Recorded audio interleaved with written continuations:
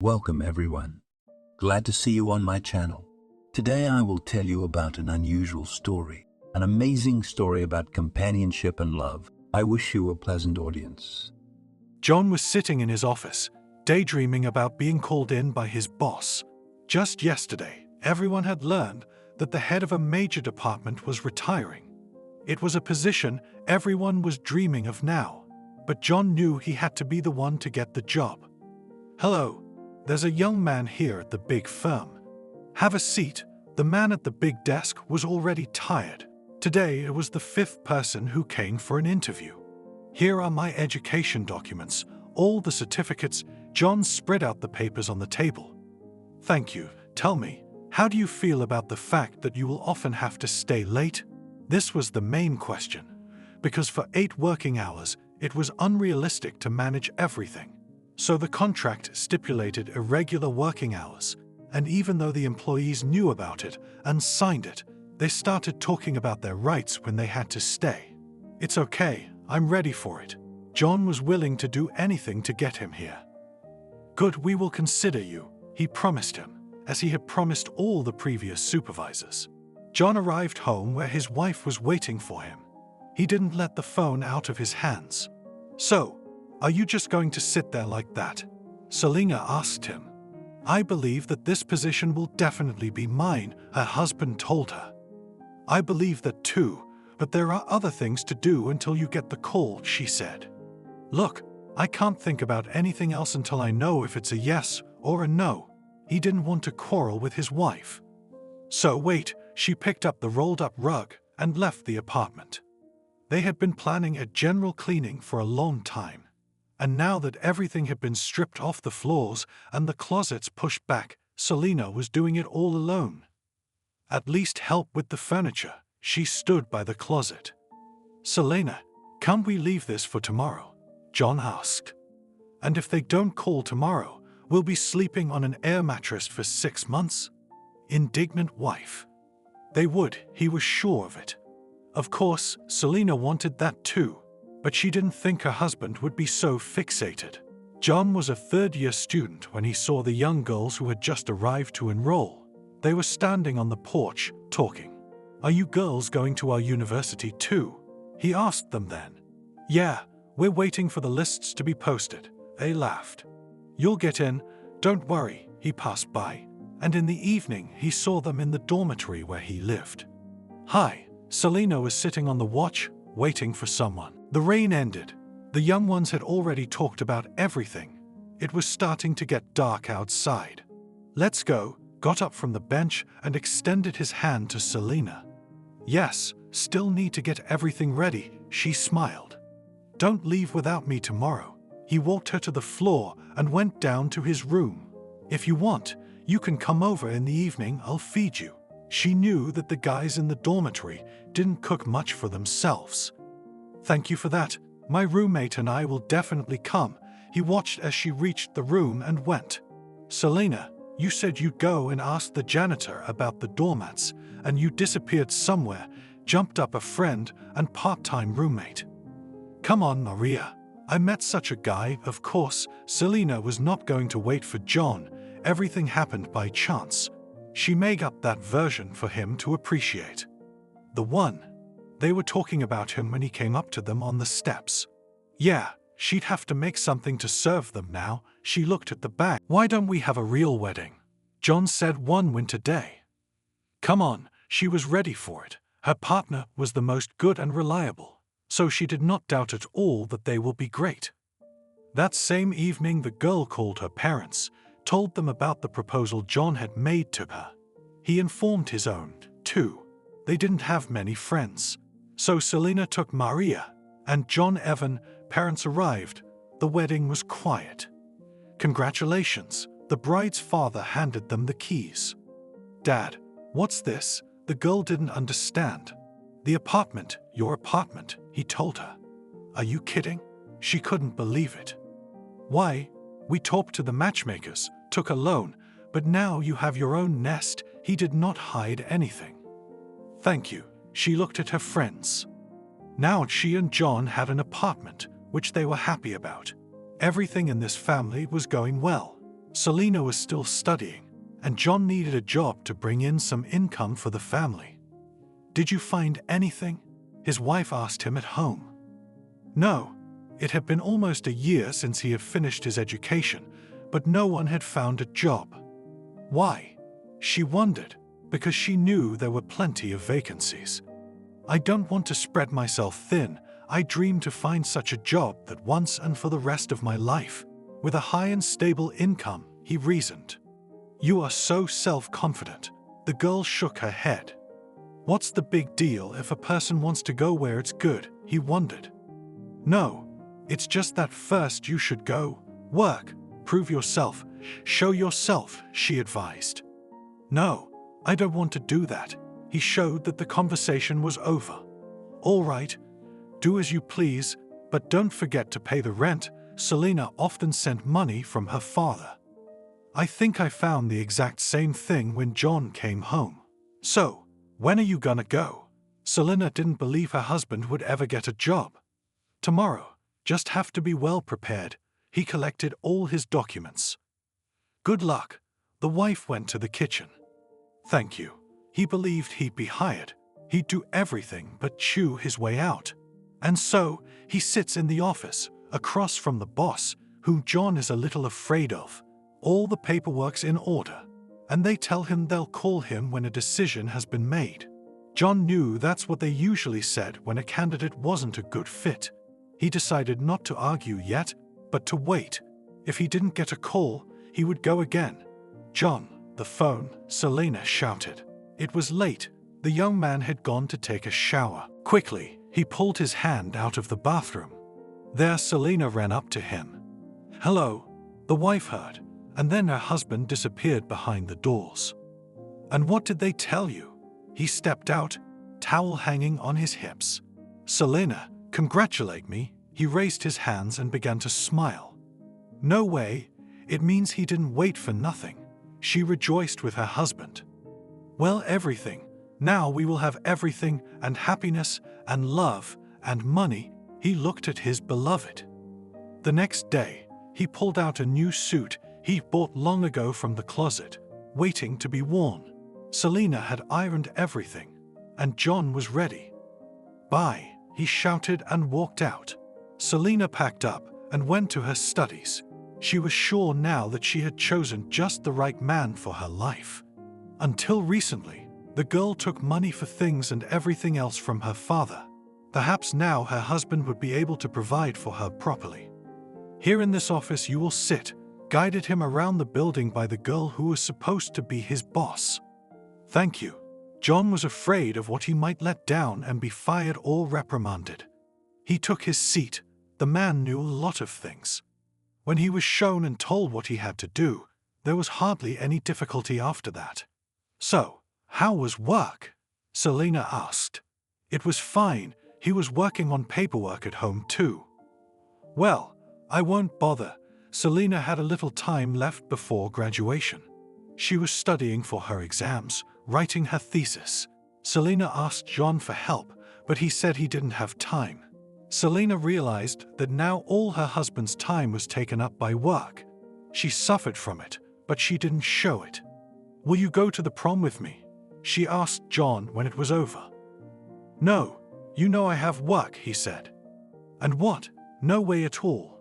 She didn't understand how she could miss such an important day in her life. John worked hard, but he didn't bring home as much money as he promised. Selena still had to go to her father. "Why is your salary so small?" his wife asked him one evening. "Be happy that they give me so much," the young man replied. He had changed a lot lately. He kept writing something, bought a safe. He said it was for papers with a lot of valuable information. "I don't understand how one can work and not get anything for it." Selena sighed and went to the kitchen. The diploma was in hand. All that was left was to find and get a job. Her father was again not left out. He helped his daughter with this issue. Now Selena was also working. How surprised she was when she received her first paycheck. The amount was more than what her husband brought home. How come? She put the money on the coffee table at home and looked at her husband. "How should I know? It's the level," He shrugged and went to his room. Selena wasn't angry. She just didn't understand what was happening to the man she loved so much. "We have a corporate party tomorrow. They are inviting wives. Are you going?" John asked his wife in the evening. "Of course, I have a new dress," she rejoiced. "Then be ready by 7 tomorrow," and he went back to his room. Selena thought that now their relationship would be better. They would go to the party together, and afterwards they would talk, figure things out. She waited for the evening because she wanted to show herself in front of her husband, and not only in all her glory. "Hi," she opened the door to him in the evening. "Wow," he looked at her, admiration in his eyes. "I'm ready," she said. "Okay, just a minute, and I'll be ready too." He strode to the back of the apartment. She took a seat in a chair, waited for her husband, and brushed her hair. He, as promised, spent a few minutes in the bathroom, put on his suit, and came out to her.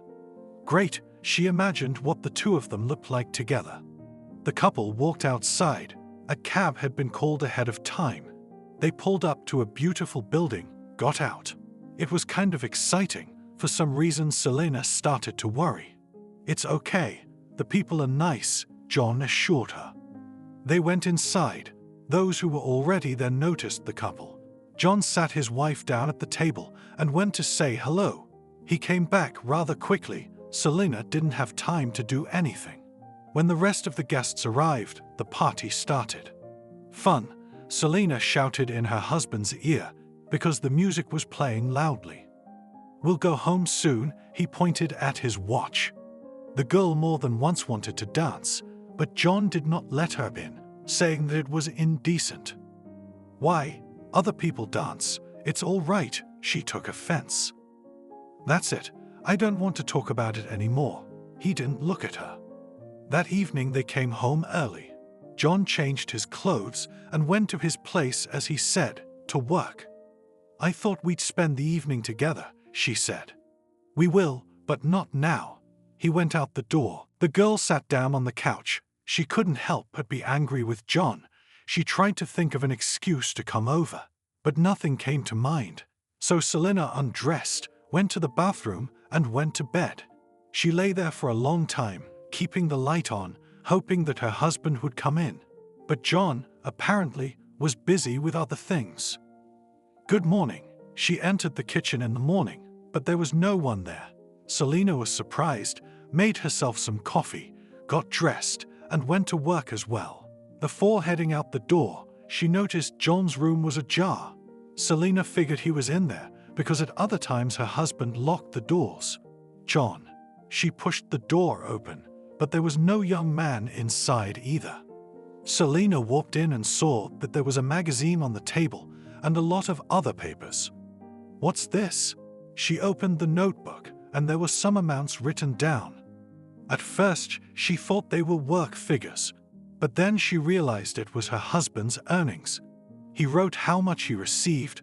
The next column was officially for his wife. The next column was for spending, and the last column was for what was left. Wow, she looked at it and couldn't believe it. The amount he was getting was 5 times the amount he was bringing home as a paycheck. Selena was angry. She took a picture of what she found. Then she put it back the way it was, shut the doors, and left. "Look, why did you talk so bad about your wife? Look how smart and beautiful she is," a friend at work told John. "Do you know how much you had to spend at the salon to get her to look like that? Come on, everyone has nothing but good things to say about her." He looked at the others sitting there. "What are you guys? She can't cook. She can't cook. She's got no housekeeping skills at all."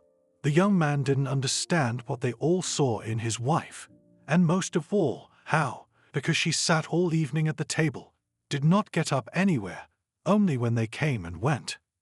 "Well, you're wrong. Everyone says what a beautiful and clever woman she is," disagreed with his colleague. "I heard that her father helps you a lot," said the girl who was present at this conversation. "What he helped? Yes. He bought an apartment on credit, pays, and gives his daughter, so he is a parent," resented John. It was his most painful topic. Why are you so excited? Now both of you are getting money, especially you. You can afford everything. That morning work was not on his mind at all. John walked home. He didn't understand why he had brought Selena with him in the first place. Now he was so bad and she was good. And then there was the money thing. John couldn't understand why he was so angry with Selena. She hadn't done anything wrong.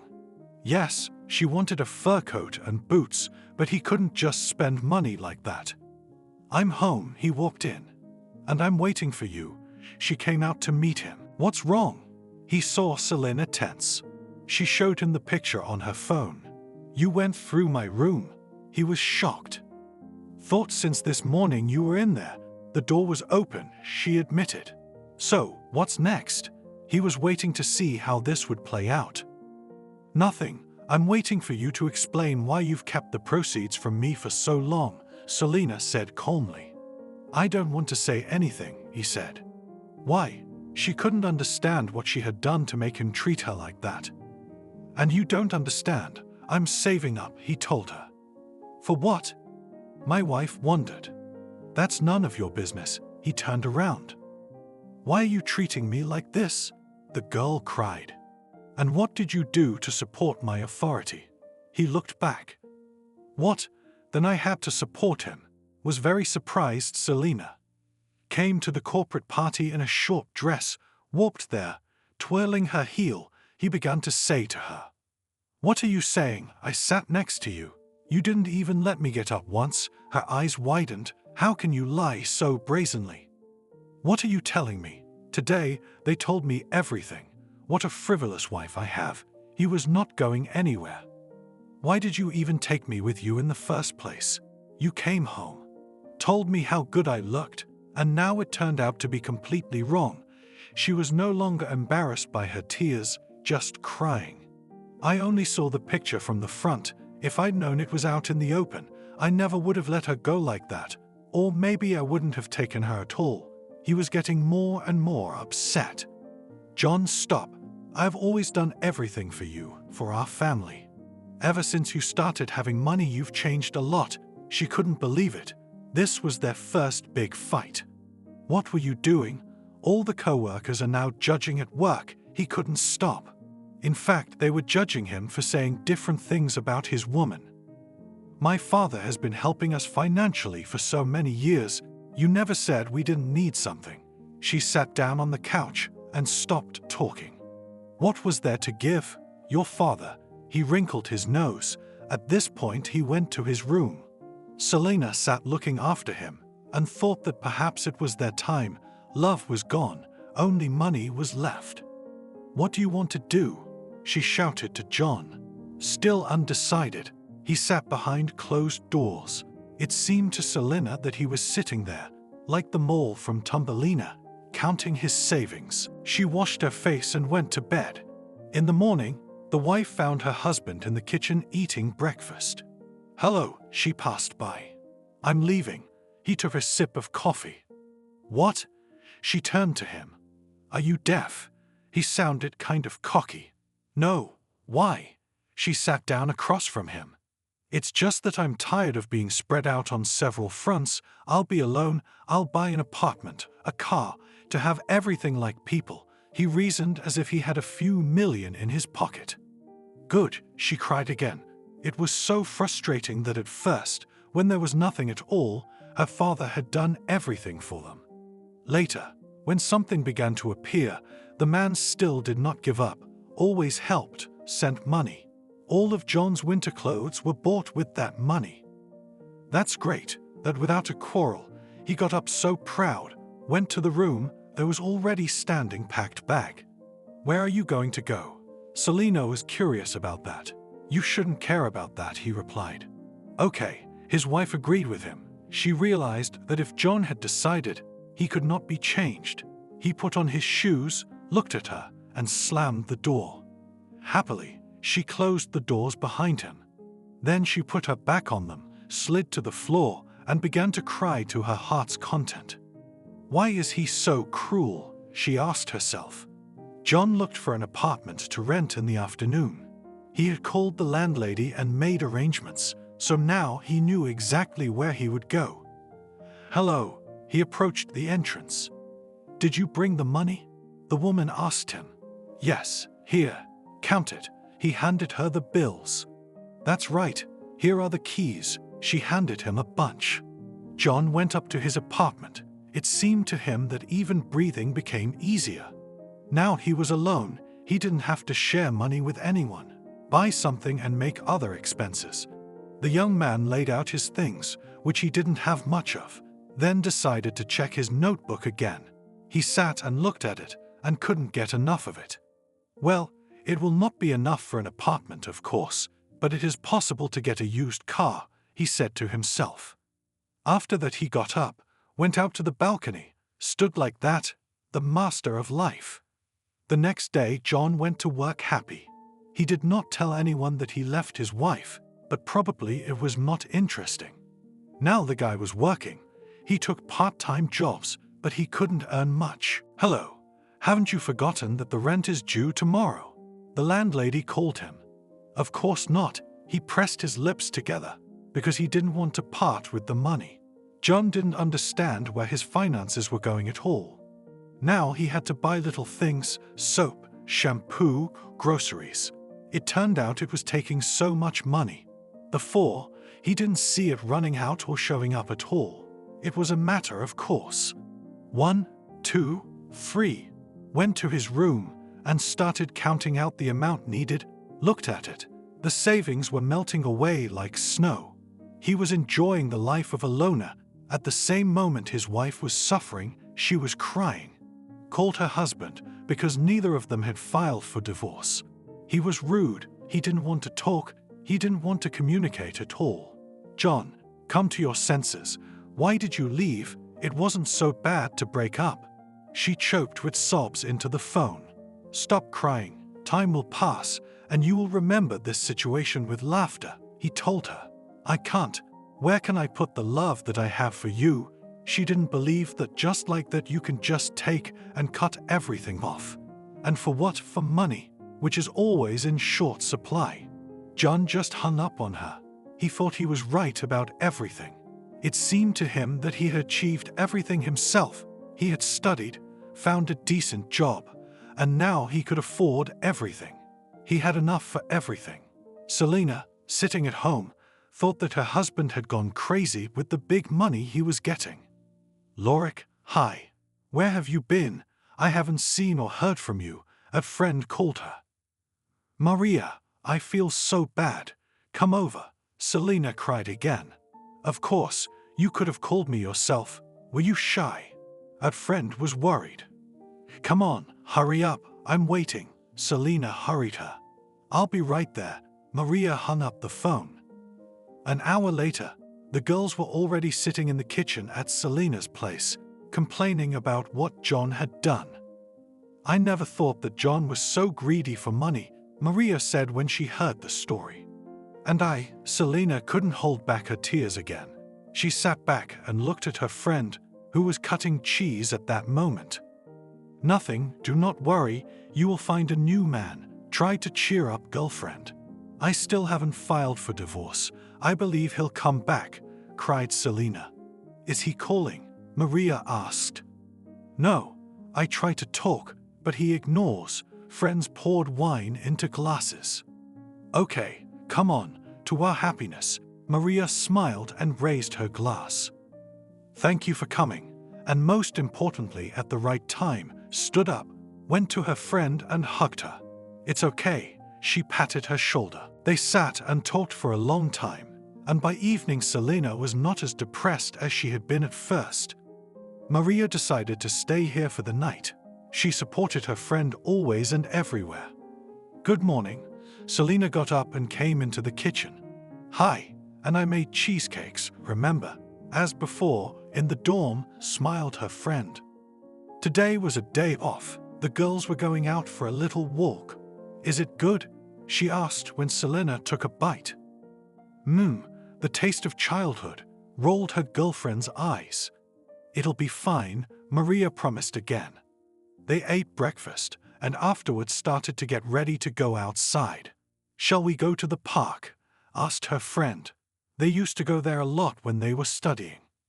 There were various rides, swings, merry-go-rounds, all beckoning and frightening at the same time. And let's go on the catamaran. Maria shouted. She was already heading towards a small body of water. Good, Celine didn't care where she was going. She actually felt better with Maria's arrival. Until the evening the girls walked around, they had fun that Selena even forgot for a while what had happened in her life. It's such a shame that you have to leave, Selena said to her friend as they said goodbye. It's okay, call me, I'll always be there. Maria kissed her friend and went to the bus stop. Bye, Selena shouted after her. She went back home. It was lonely here again. She didn't know why she kept thinking about John. He had said so many mean things to her that she could hate him. But Selena loved him, so she couldn't do that. Why are you doing this to me? She took his picture in her hands. Naturally, she didn't wait for an answer.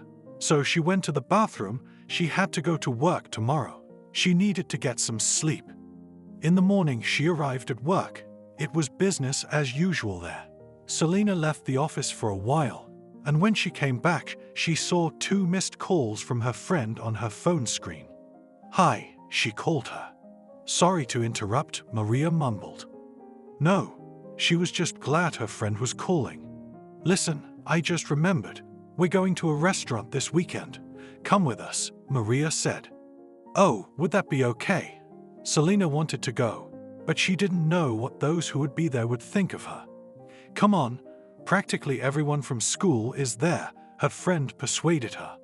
Okay, then I'll go, she finally said. Saturday at 6 then, Maria told her the time. Oh, I will definitely be, that I sit alone at home. There is at least some fun, she was sure of it. After talking to her friend, Selena perked up a bit. She thought she would walk home through the stores today. It would be both emotionally draining and fun. A new dress wouldn't hurt her one bit. Try this one on. The saleswoman handed her a beautiful cocktail dress. Yes, she took it. Selena tried on so many dresses, skirts and blouses that she was tired. She came home with a bag with the new dress in it. Her mood was high. The next day she went to work. She was very happy. Selena, if I did not know, I would think that you fell in love, said her colleague. Why? The girl did not understand. She sat down in her seat, began to move everything on the table. Your eyes are shining with happiness. The woman approached her. You know, I woke up this morning, and I thought, why suffer? John's out there living the good life, and all I do is shed tears. Maybe you should close the door to the past and open another one. To the present, Selena said with full optimism. And it's true, I'm so happy for you, she hugged her. Selena threw everything out of her husband's study that evening. She wanted to make it a room for herself. She ordered a big mirror, a sofa, a beautiful chair. By the end of the week, everything was ready. She had to change the wallpaper too. She looked around. Now the girl had her own room where she could make beauty. It helped to get John out of her head, too. So, are you ready? Maria called Saturday morning. Of course, she was just steaming her dress. Then that's it. No distractions, she hung up. Selena arrived at the place exactly at the appointed time. She saw that Maria was already there, waiting for her.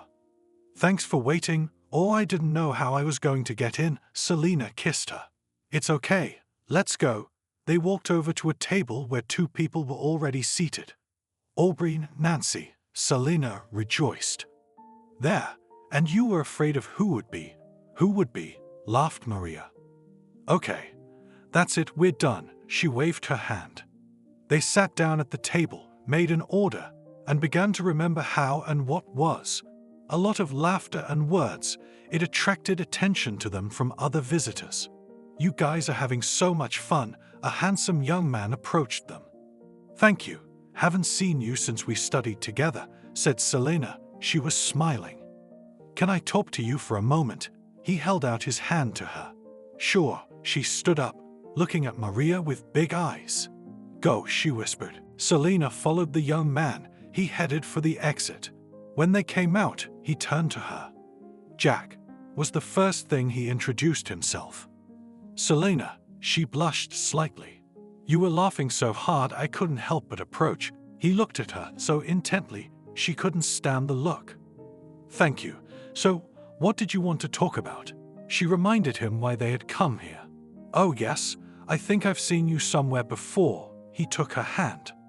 No, you imagined it. She took her hand away from the man's. I'd like to socialize, he said at the end. You know, I'm married. Selena lowered her eyes and walked back to her friends.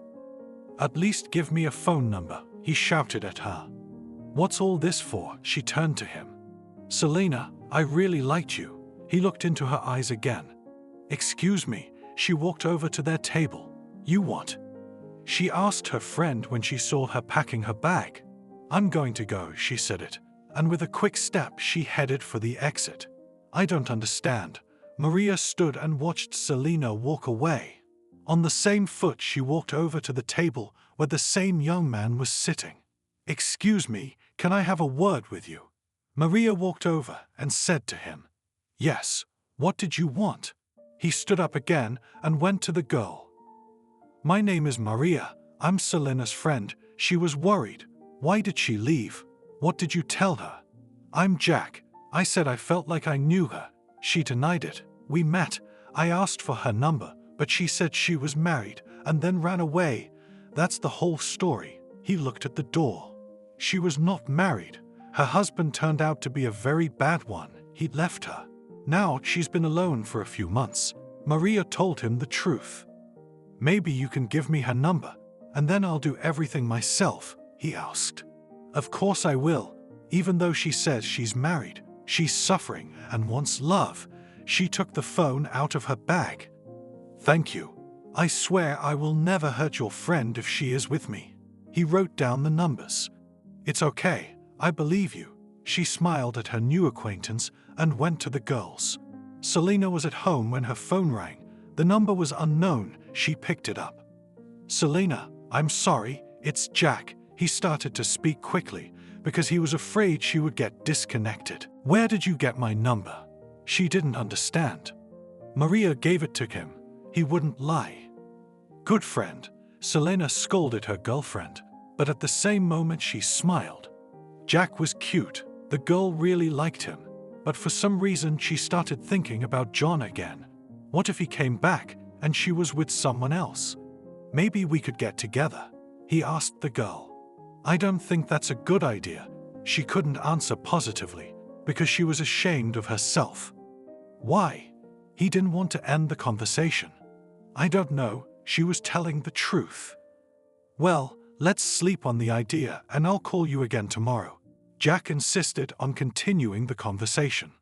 Okay, goodbye, she hung up. After that, she immediately dialed Marie. Friend, how could you do that? She asked her. What did I do? He seems decent, Maria simply stated. Yeah, he's already called me, Selena admitted. So socialize, and forget your John already, Maria insisted. I can't, no matter what he did bad for me. I can't get it out of my head. I just think he'll come back, Selena cried again.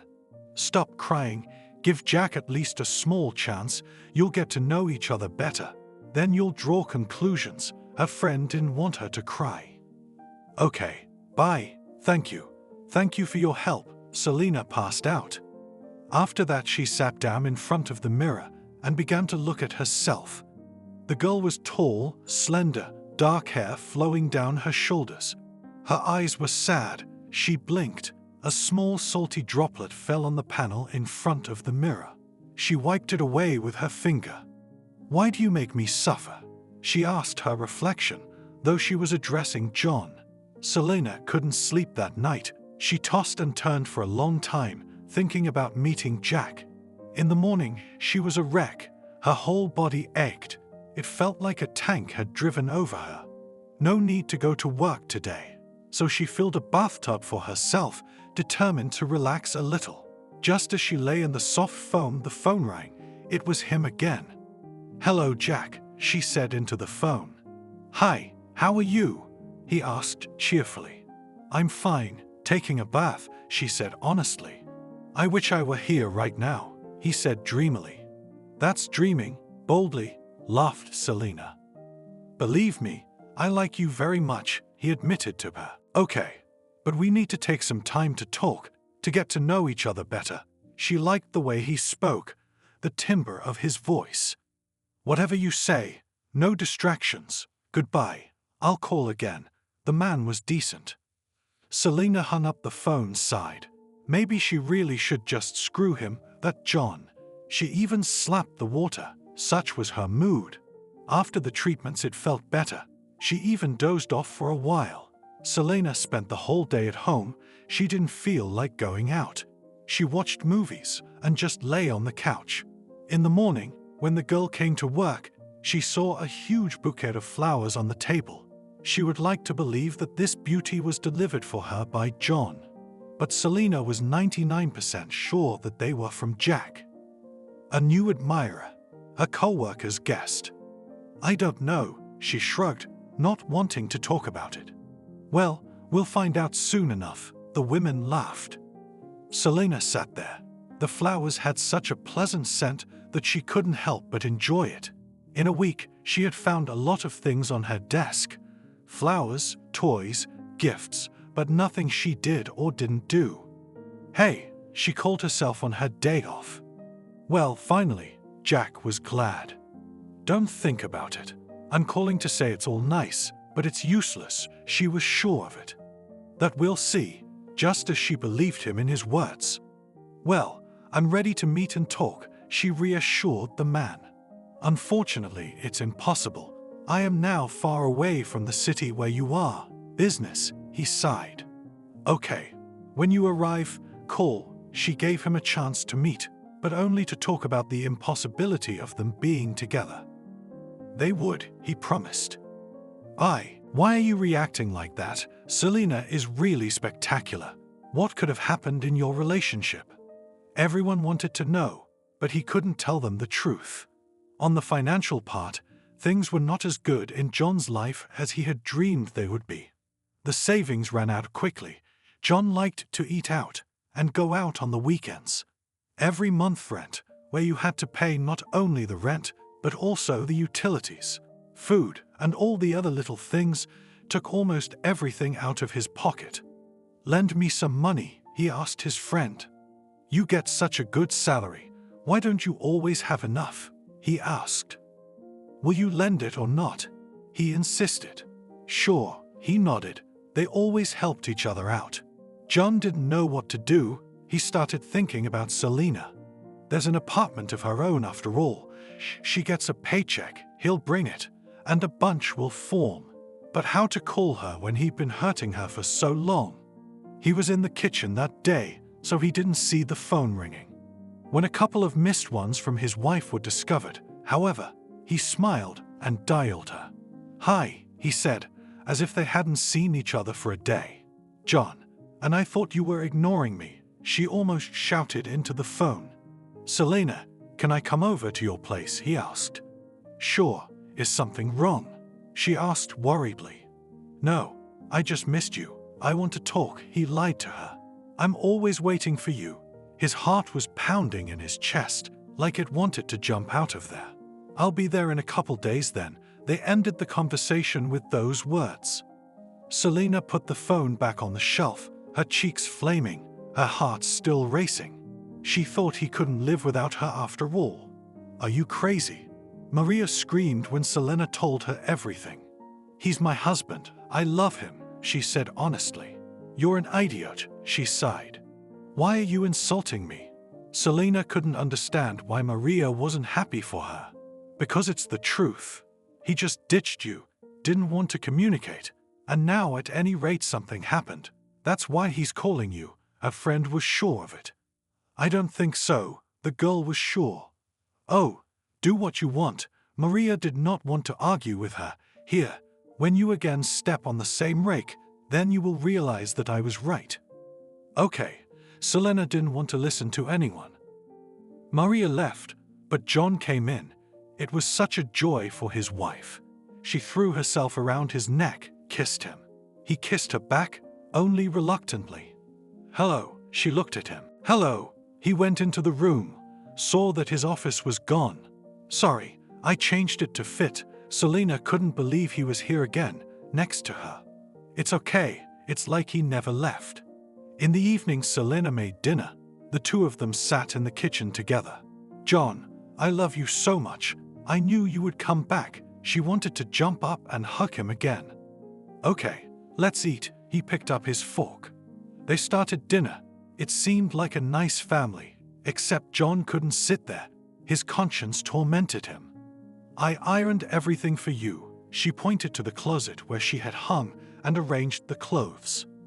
Thank you, he nodded.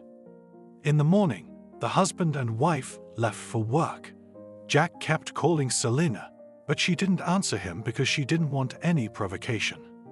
Please call Jack and tell him that John is back with me and not to call again, she asked Maria. Okay, but know that I think what you did was stupid. Maria started accusing her again.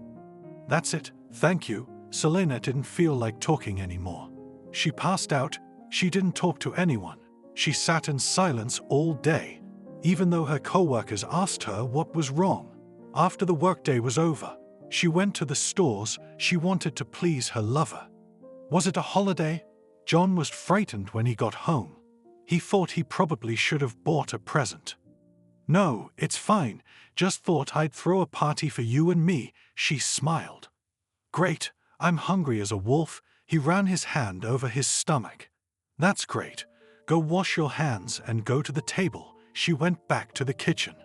Before John went to the bathroom to wash his face, he went into his room, which again he had asked Selena for. There he opened the nightstand and put down the money he had gotten today. Here, he brought his wife the leftovers. What's this? She was surprised. A bonus. He was happy. Thank you. She took the bills and put them in her pocket. They sat in the kitchen and were silent. Selena was afraid that she would start with something wrong. John couldn't think of anything to talk about. Did you miss me? His wife finally asked. Yes, he averted his eyes because it wasn't true. Neither did I. She wanted him to hug and kiss her, but John didn't even move. Thanks for dinner. He stood up. She couldn't believe she'd cooked so much today, stood at the stove, and he'd just eaten and gone. It was a shame. Yeah, I have to work tomorrow. I need to get some sleep. He was lying again. Jack kept calling. Selena didn't want to communicate. There was no development in their family with John. He came home from work as before and closed himself in his office.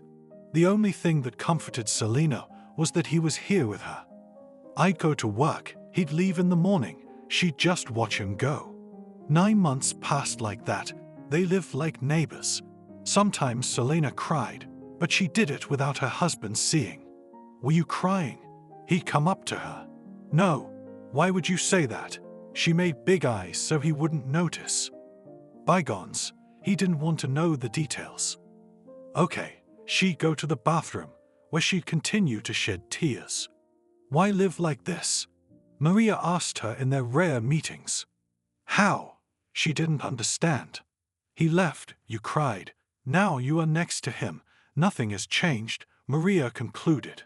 Yes, I agree, Selena admitted. And then why all this? Did not understand the friend. I do not know. I love him. I cannot let go. Now the girl spoke a little differently. I see. Maria tightened her lips. What are you going to do? You see, the most frustrating thing is that I think I understand why he came back, wanted to cry. Celine.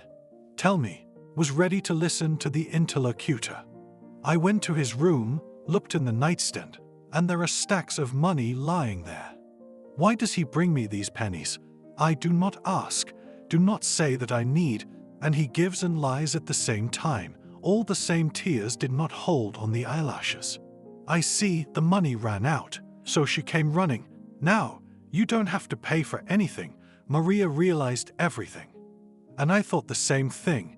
My friends continued to sit in the cafe and chat. Selena came home that evening. Somewhere in the back of her mind, she was already agreeing to the divorce. All that was left was to come to it. John was home, but he didn't even come out to see his wife. She went into the bedroom and never came out again that night. Selena, are you standing or sitting? Maria called her at the beginning of summer. Tell me, what happened? For some reason, her friend got nervous. I saw your John yesterday. Do you know who he was with? She asked. No, my hands were shaking. With some teenage girl, Maria almost shouted. Maybe you got it wrong. John's wife couldn't believe it. They were walking. He was holding her waist, laughing, kissing. I followed them to a cafe. If you want pictures, I can throw them down, a friend ranted. Selena couldn't live like that anymore. Every day she learned something new about her husband. The pictures were blurry, but you could still see the girl in them. She was really young, pretty. But Selena was not an old woman yet. Why had he traded her away? Why had she forgiven him for all this? He entered the apartment. It was late, but Selena was sitting in the room, waiting for him. Why are you doing this to me? She asked him forehead to forehead when he first entered the room. Oh, you scared me, shuddered John. I asked a question. She looked at him and waited for an answer. How? He pretended not to understand. He came back for money, and now he's cheating, she said calmly. What? It was obvious that he was surprised how she knew all this. What he heard, she couldn't feel sorry for him anymore. Selena, you wanted me to come back. Here I am, standing in front of you.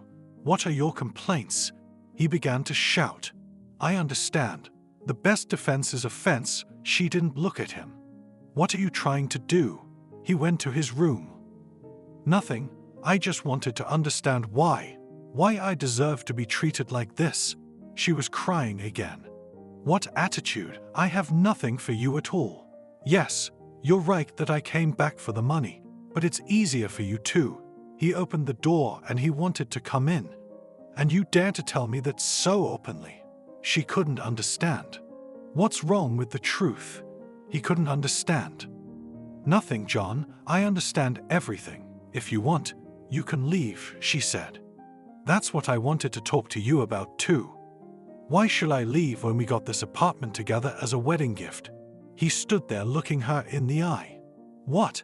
Selena's breath caught in her throat. Why didn't she? He was waiting for an answer.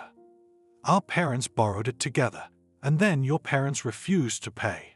So, my father paid everything, so the apartment is mine. She could not accept any objections. It doesn't change anything. I have to live somewhere too. He folded his arms across his chest and leaned against the wall.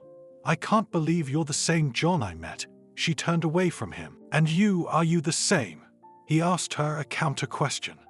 I think so. She realized it was useless to talk. Do you want me to leave? He asked her bluntly. Yes, she herself couldn't believe she could say that. Okay, give me some time and I'll do it to make you happy. Don't think it's that happy for me, she told him. I don't think anything about you at all. At which point he just turned his back and walked away.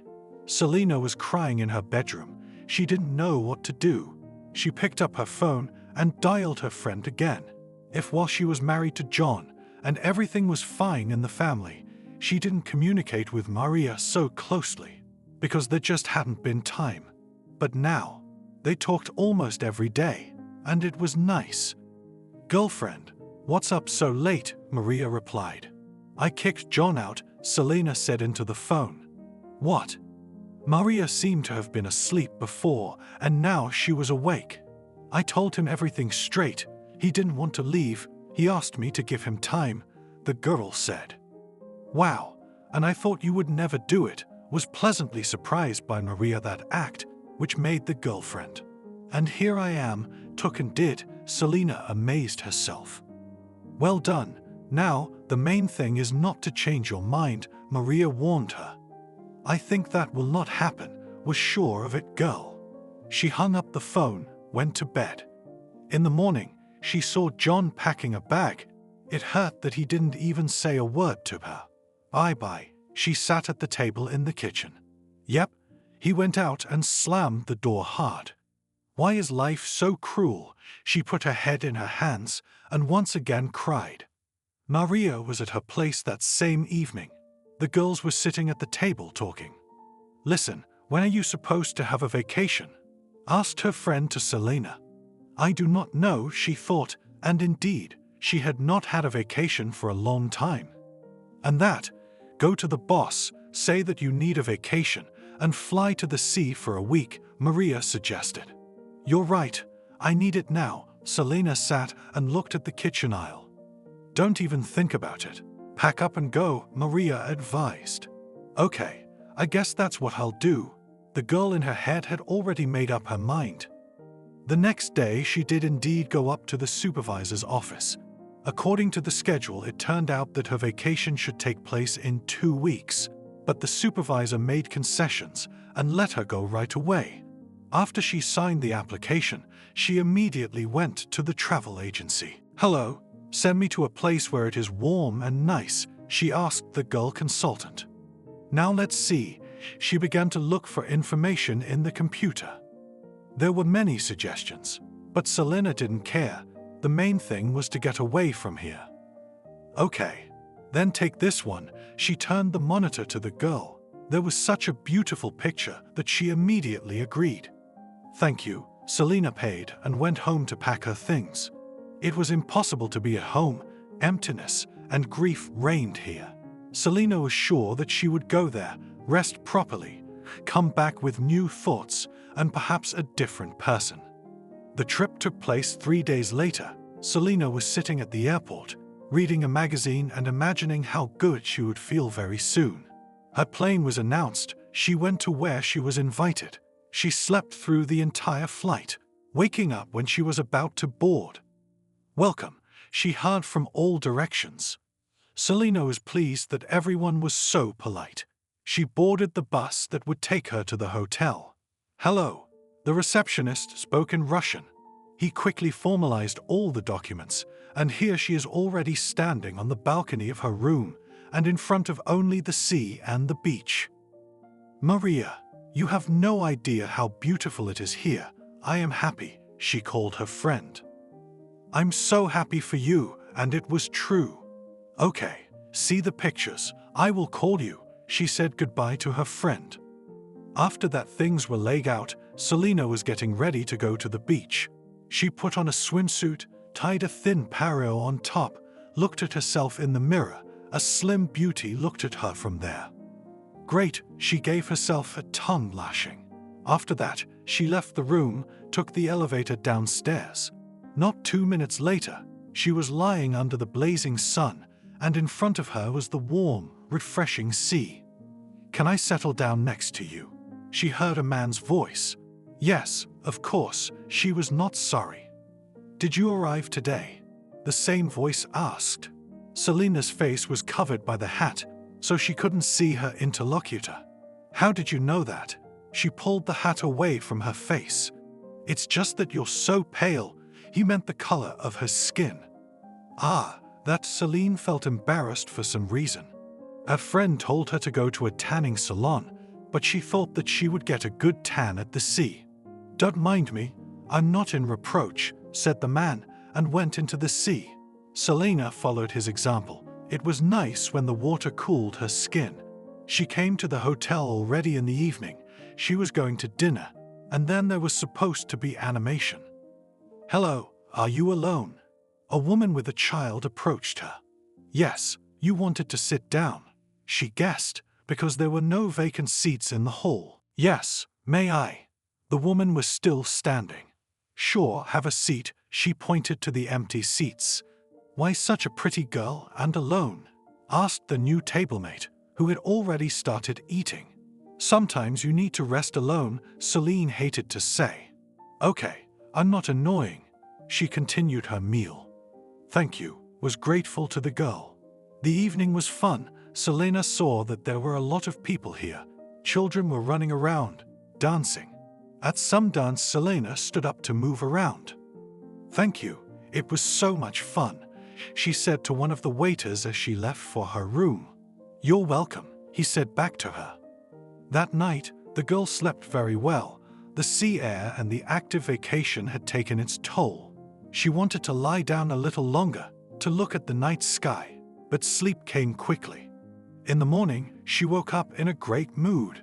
She went to breakfast and met the woman who had sat with her at dinner yesterday. "Hello, and I have a place for you here."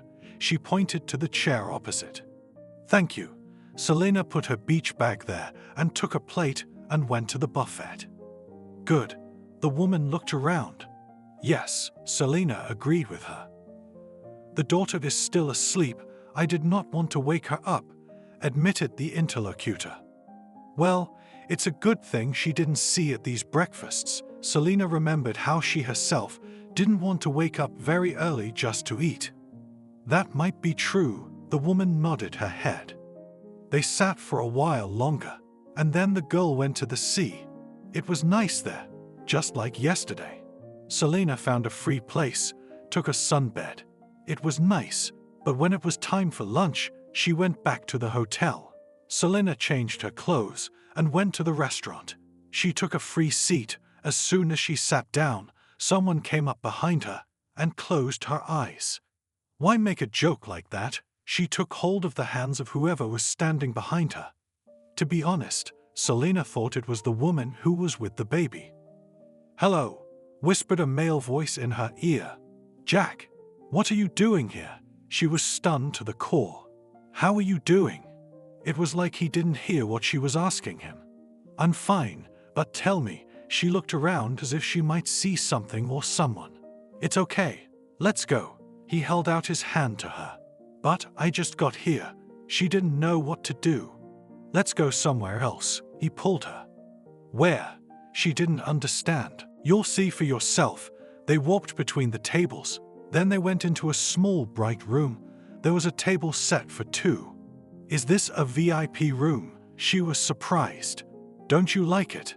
He was smiling the whole time. "I do," she nodded. Jack pulled back a chair. The girl sat down. "What are we ordering?" His eyes lit up.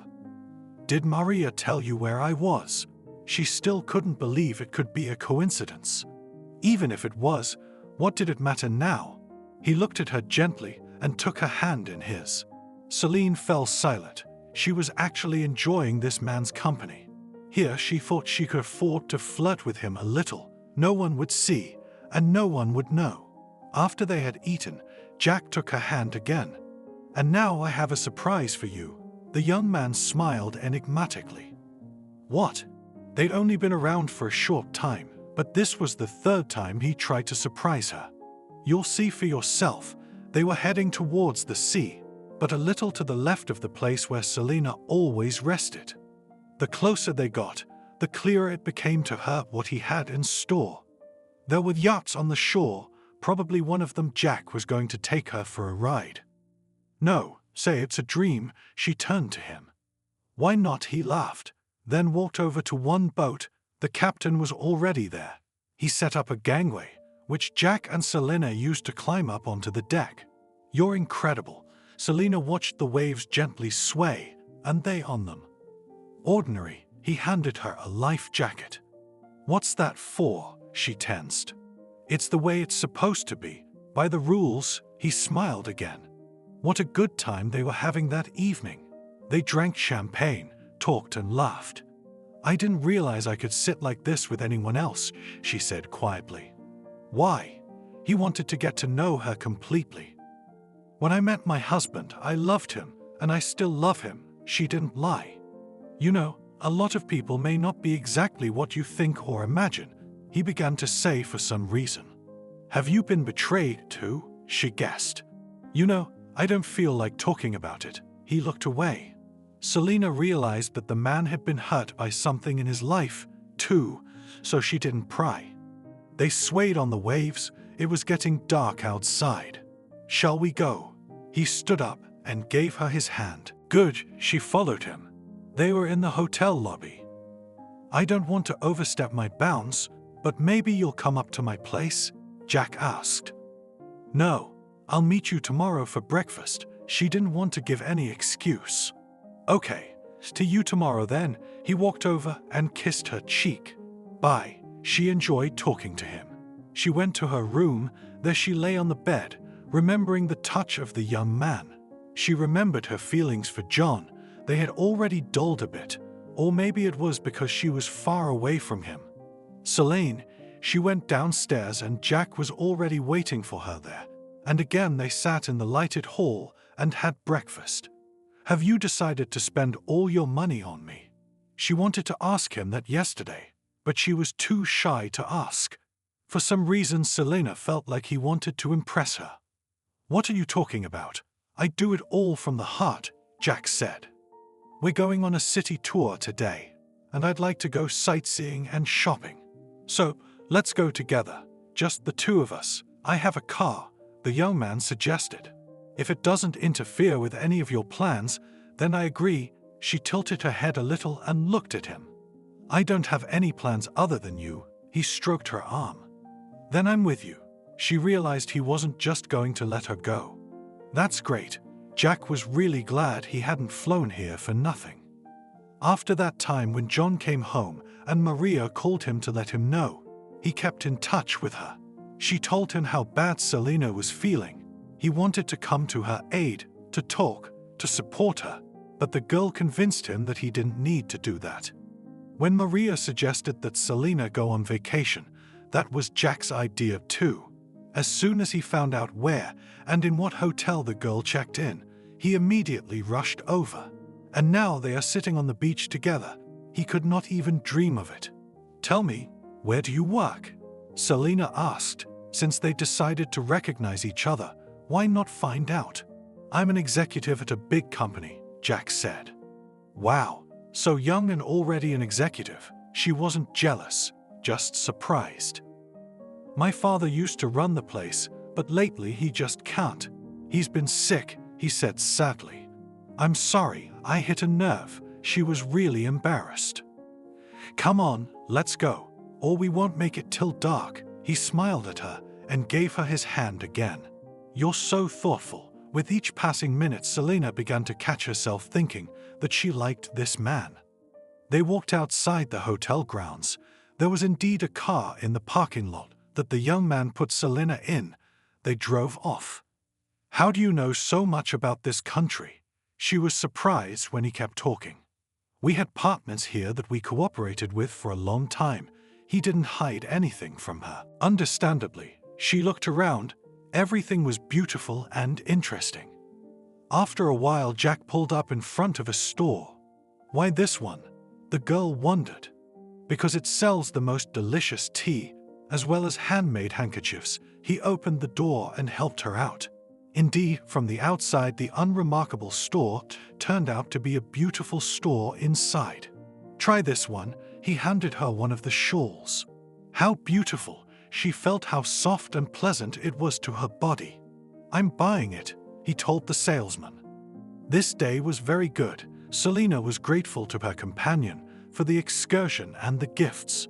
All the days for which the girl had a voucher young people spent together. Jack never once invited Selena to his place again and did not ask for her. It was nice for her. "That's it, I have to fly away," she told him on her last night. They were standing on the beach. "Okay, when you land, right?" He wasn't leaving until tomorrow. "I will, but I can't promise we'll have it the same there as here." She didn't look at him. "Why not?" He was looking away too. "Jack, I'm married, and even though we have a bad family relationship right now, John could come back at any time," she said quietly. "Why don't you divorce him? After all, he has hurt you so much." He turned to her now. "I love him." She didn't want to say it, but now Jack forced her to. "What are your feelings for me? It can't just be that." He turned away again. "Jack, don't make me say something bad that you won't like." She was being honest with him. The young man walked her to the bus and sat her down, touching her cheek in the process. "Right," he said in her ear and released her hand. Selena got in, took her seat, and looked at the man who had treated her so carefully for a long time. As she drove, her phone flashed a lot. It was Jack texting, saying that he really wanted to continue communicating, that he would be waiting for her call or message. Selena did not answer anything. She did not want to give him empty promises. On the airplane, the girl, like the first time, slept the whole way. She got off at the airport and immediately wrote to the young man as promised. "Maria, what did you do?" she said to her friend when they met. "Did you feel bad?" she asked her. No, Selena felt ashamed. She lowered her head. "What then?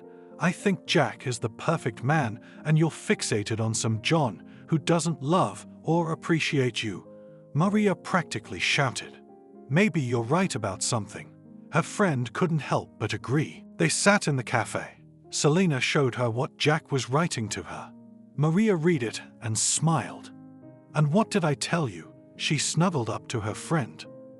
"Okay, he's back, he wants to meet, and I can't," the girl said bitterly. I can't, and I can't." Maria got angry again. "That's it, stop talking about it." Selena couldn't help herself.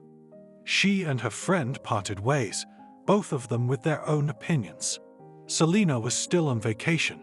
She was walking home, not suspecting that another surprise was waiting for her there. What? She stood at the door, which was open. Selena pushed it open, quietly entering. The girl knew for a fact that she had closed it when she left. "Selena, is that you?" Came out into the corridor John, then almost brought his wife to a heart attack. "You can't do that." She stood there looking at him with big eyes. "I'm sorry if I scared you." He hugged her. "What are you doing?" She pushed him away. "I'm sorry, you fool. I get it. It won't happen again." He kneeled in front of her. "What kind of concert did you put on here?" She couldn't watch it. "What can I do to make you forgive me?" He seemed willing to do anything. "I'm not mad at you." She was afraid to look her husband in the eye. "Come in.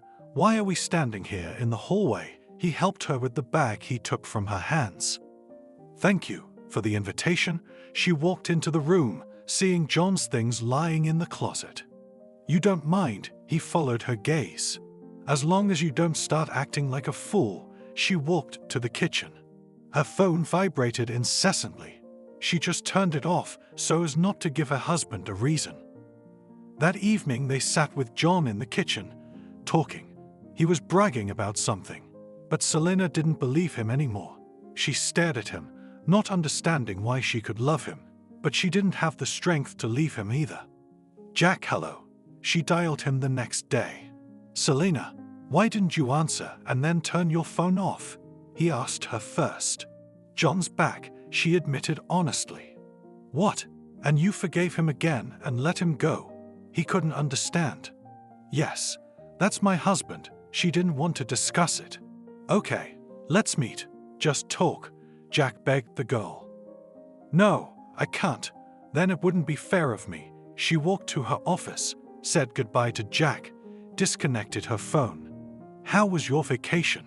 her co-workers asked. "Great." She remembered how good it had been there with the young man.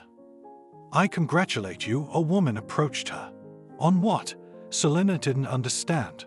"They say you have a new suitor." The colleague was surprised. "Who says so?" It became scary that Jack could take pictures of them, and now these photos have appeared somewhere. "Maria, your girlfriend told me." The woman didn't know what was going on. "It's all her dreams. She's always trying to introduce me to someone.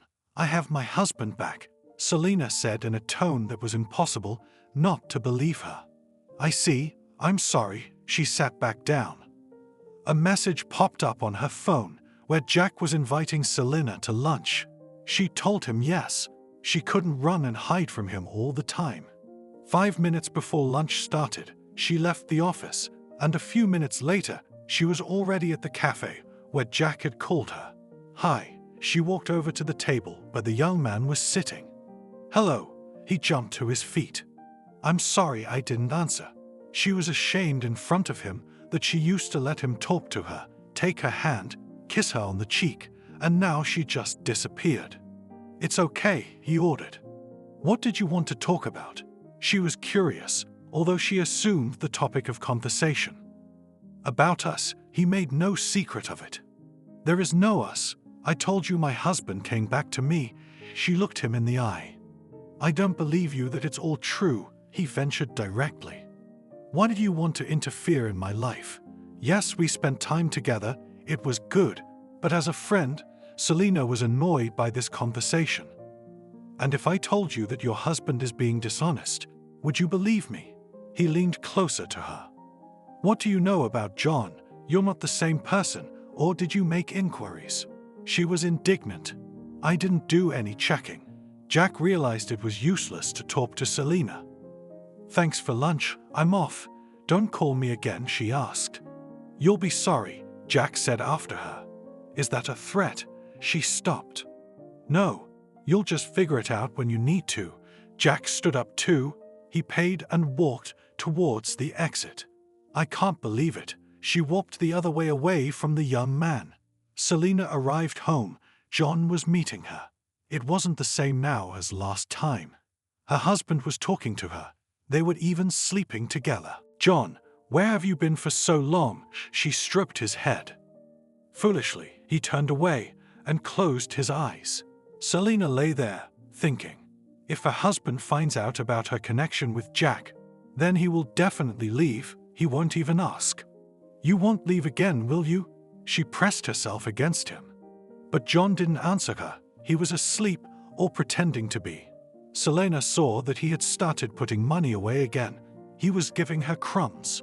But none of that mattered. The important thing was that he was home. The rest didn't matter.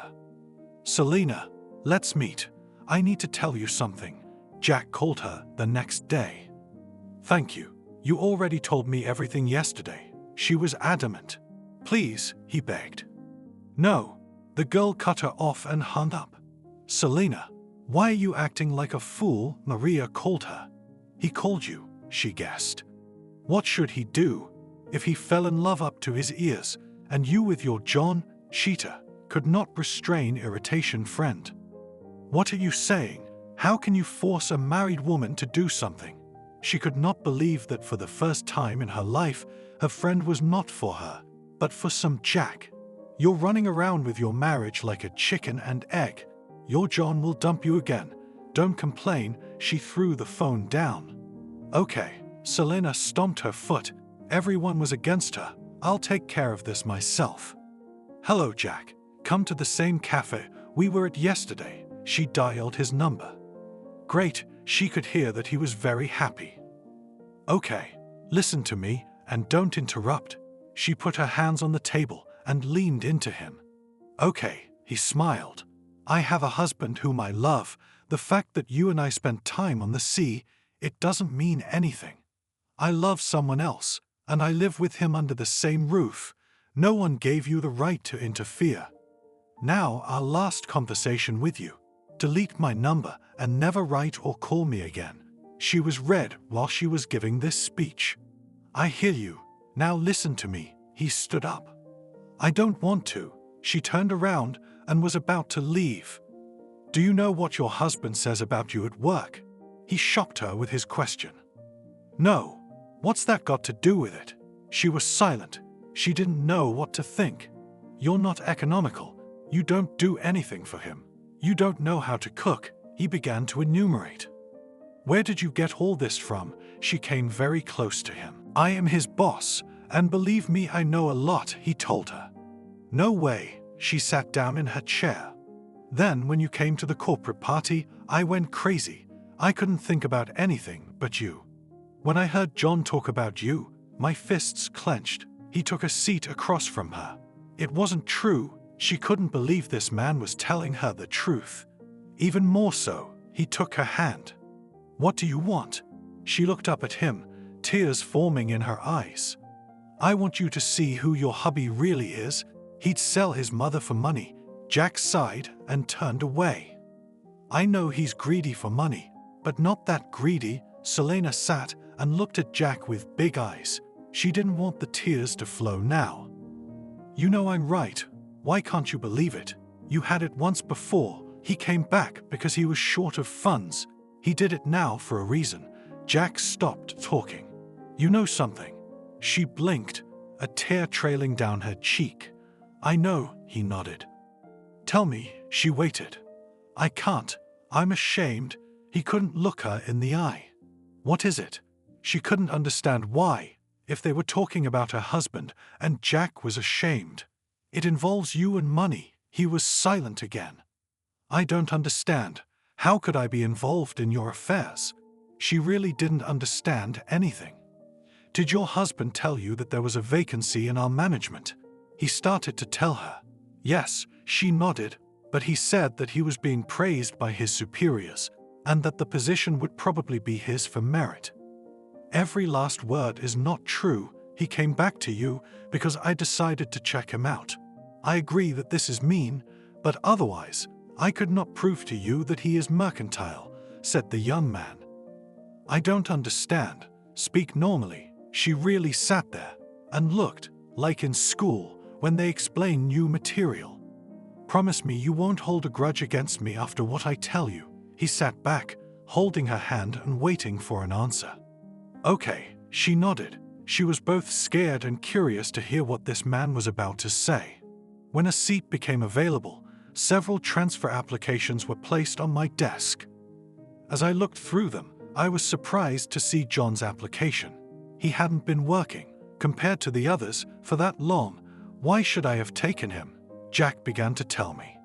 And what, you called him in, she guessed. Yes, asked him why he was so keen to take a management position. Didn't he like it at his own place? He didn't deny it. He said he was living alone now. He lacked financial resources. His wife took away the apartment, filed for alimony to support her. I mean you. He had already lowered his eyes because he had let them lie to John. It's not true, and you know it. She was crying now, unashamedly. Yes, I know, but you don't. He looked at the entrance. There were people coming into the cafe. Go on. She decided not to pay attention to anyone. I told him I have an offer for him, and if he accepts it, the position is in his pocket, Jack admitted. What kind of offer? Selina had no idea what her husband would do for a position and money. I told him that if he convinces his wife to spend the night with me, I will immediately write an order for his appointment. He looked at the girl's reaction. What? And what did John say to you? She got back on her feet. Why do you think he came back to you now, since he didn't leave in peace last time? He waited for her answer. I hadn't thought of that. Selina sat back in her chair. And what? You believe me now? He couldn't even think that Selina might not. But John didn't offer me anything, and he didn't tell me anything. She knew it was nonsense, but she couldn't help it. Let's put it this way, I'm nice to you. Would you be able to build a relationship with me? He asked her forehead. I think so, she nodded, if her husband wasn't there. Yes, yes. How could it be without that clarification? He even chuckled a little. What were you going to say? She waited. I won't call you and ask for meetings until your husband offers you what I've asked of him. He approached her. And if he doesn't, she was still defending him. Okay, then nothing at all will happen. Otherwise, you pack up and come to my place, and then we'll decide on our relationship. He was as if he was putting conditions on her now too. I can't rearrange myself like that right away. Selina stood up. She went into the kitchen to feed her husband. Hi, come into the kitchen. It was business as usual. They ate. After that, for a while, John closed himself in his room. Selina got ready for bed at that moment. She waited for her husband, but he sat down to watch TV after leaving the room. Selina never waited for him that night. She fell asleep. Why did you stay up so long last night? She asked him in the morning, at breakfast. Needing to think, he didn't look at her. Today was a day off. Selina was going to do some cleaning. What are your plans for today? Her husband asked Selina. Nothing. What did you want? She hadn't heard him say that for a long time. To take you out. He reached out his hand, took his wife, and pulled her close to him. Wow, why so generous? She was pleasantly surprised. Why can't I please my wife? He said simply. Why can't you? You can. She was glad that after such a long time, they would be together again for a walk or a sit down. Then be ready for tonight, he asked. Agreed, she nodded, and went to take a shower. By evening, Selina was indeed ready. She put on a nice dress. While John was getting ready, the girl decided to call her friend. "Hello." She made sure John didn't hear her. "Wow, who's calling?" Maria laughed. Enough already. Selina realized that after the last conversation, her friend had left a bad residue. "Okay, what's up?" She wanted to hear what Selina was gonna tell her today. "John and I are going to the restaurant," she said quietly. "What happened to him?" I didn't understand her friend's generosity. "I don't know. But if that's why I think you'll be the first to know," Selina began to speak in riddles. "What's the quest?" Even got curious to her friend. Later, just can't talk right now. She saw John leave the room. They went to an expensive establishment. There, the husband helped his wife sit down, doing everything he could to keep her from speaking. At one point, Selina found it funny. "Do you want to ask me something?" She began to bring him to the conversation. "Not exactly," he blushed. Why the sudden concern? She couldn't understand it. "Why can't I just go out with my wife?" He made a surprised face. "Okay, if that's true." She started eating the salad that was brought to her. "Selina, what happened to our relationship? Remember how good it was?" he said in a husky voice. "I'd have to ask you, before you chased your fortune, everything was fine, and then you became a crumb," Selina said frankly now. "That's not true. I did my best for my family." John seemed to believe what he was saying. "Okay, let's not bring up the bad stuff. After all, we're good now." She stopped his truthful outpouring. "Okay," he raised his glass. "What shall we talk about?" She wished John was like he used to be, the same fun guy who made her laugh all the time. I don't even know if he was telling the truth, because lately he didn't know what to talk about with his wife. He's been going to bed later and getting up earlier to avoid seeing her. And now he decided to invite her here, thinking that she would start a topic and he would support her. "Then I'll tell you how I had a vacation." She decided to share her memories with him. "You went on vacation?" He was surprised, because when they lived together, they did not go anywhere. There was not enough money. "Yes, I needed to get away from everything you told me." She looked into his eyes, waiting for a reaction, but there was none. "Okay, let's eat and then go home. The evening doesn't end here," John suggested. They tasted all the food, and after that John started to pack. "I thought we were going to spend a little more time here," she wondered. "There's still a surprise waiting at home," he spoke cryptically. "Okay, let's go." Was Selena curious? They were home when John carried a large package out of his room. "What is it?" She couldn't understand. "Look at it," he smiled. Selena opened the bag. Inside was laundry. "Wow, John." She couldn't believe her eyes. Her husband had never given her a gift like this before. "Just don't wear it tonight, sometime later," he asked her. "Okay," she shrugged. For now, he took her in his arms and carried her into the bedroom. "You what? Let go," she laughed. "Okay." He put her on the bed. John, his wife, looked at him. "Be quiet," he said softly. When both were already in bed, John started telling Selena what he wanted from her. "Look, you know how much I want this position," he told her in a whisper. "What?" She really didn't hear him at first. "Remember I told you about the management position?" He was away from his wife for a moment. "Oh, you mean that?" She stopped talking. "You know what the supervisor told me, that he wants to spend the night with you," he continued to say, and Selena's ears rang. She couldn't believe Jack was right. "What did you say?" She decided to finish the conversation. "What can I do?" He said. "I'll ask you," he whispered in her ear. "How?" She sat up in bed and stared at her husband. "Selena, you know how I've been dreaming of taking this place for a long time. Well, what should you do? Go to him for one night," he begged. "Do you realize what you're saying?" She couldn't contain her emotions. "I also bought you beautiful lingerie." He nodded at the package, which just looked at the girl. "You're crazy, selling your own wife to the boss." The scariest part was that Jack wasn't fooling her. "Say, Would it do you any good? He was still urging her on. It won't, but that's not how it works. Did you come back to do this on purpose? She pretended she'd figured it out on her own. You love me, and a woman who would do anything for her husband would do what he asked, and he meant it. Okay, so she took a shower, and then she got dressed in front of John on purpose. She wore the same lingerie he bought her, short dress, stilettos. You're gorgeous, and the best woman in the world, he told her. Yeah, call your boss, tell him I'm ready. She didn't want to do it herself. Right away, honey, he went to his room to get the phone. After he talked to Jack, he texted Selena that he was waiting for her in the driveway. Bye, love, she said wryly, and walked out. Hi, she got in the car. Wow, you're beautiful, he looked at her. Thanks, let's go already, the girl said nervously. So, how did he present it to you? The young man wondered.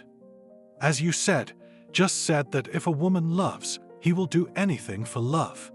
I couldn't stand it. I ran away, she cried. Does it hurt to be betrayed? He asked Selena.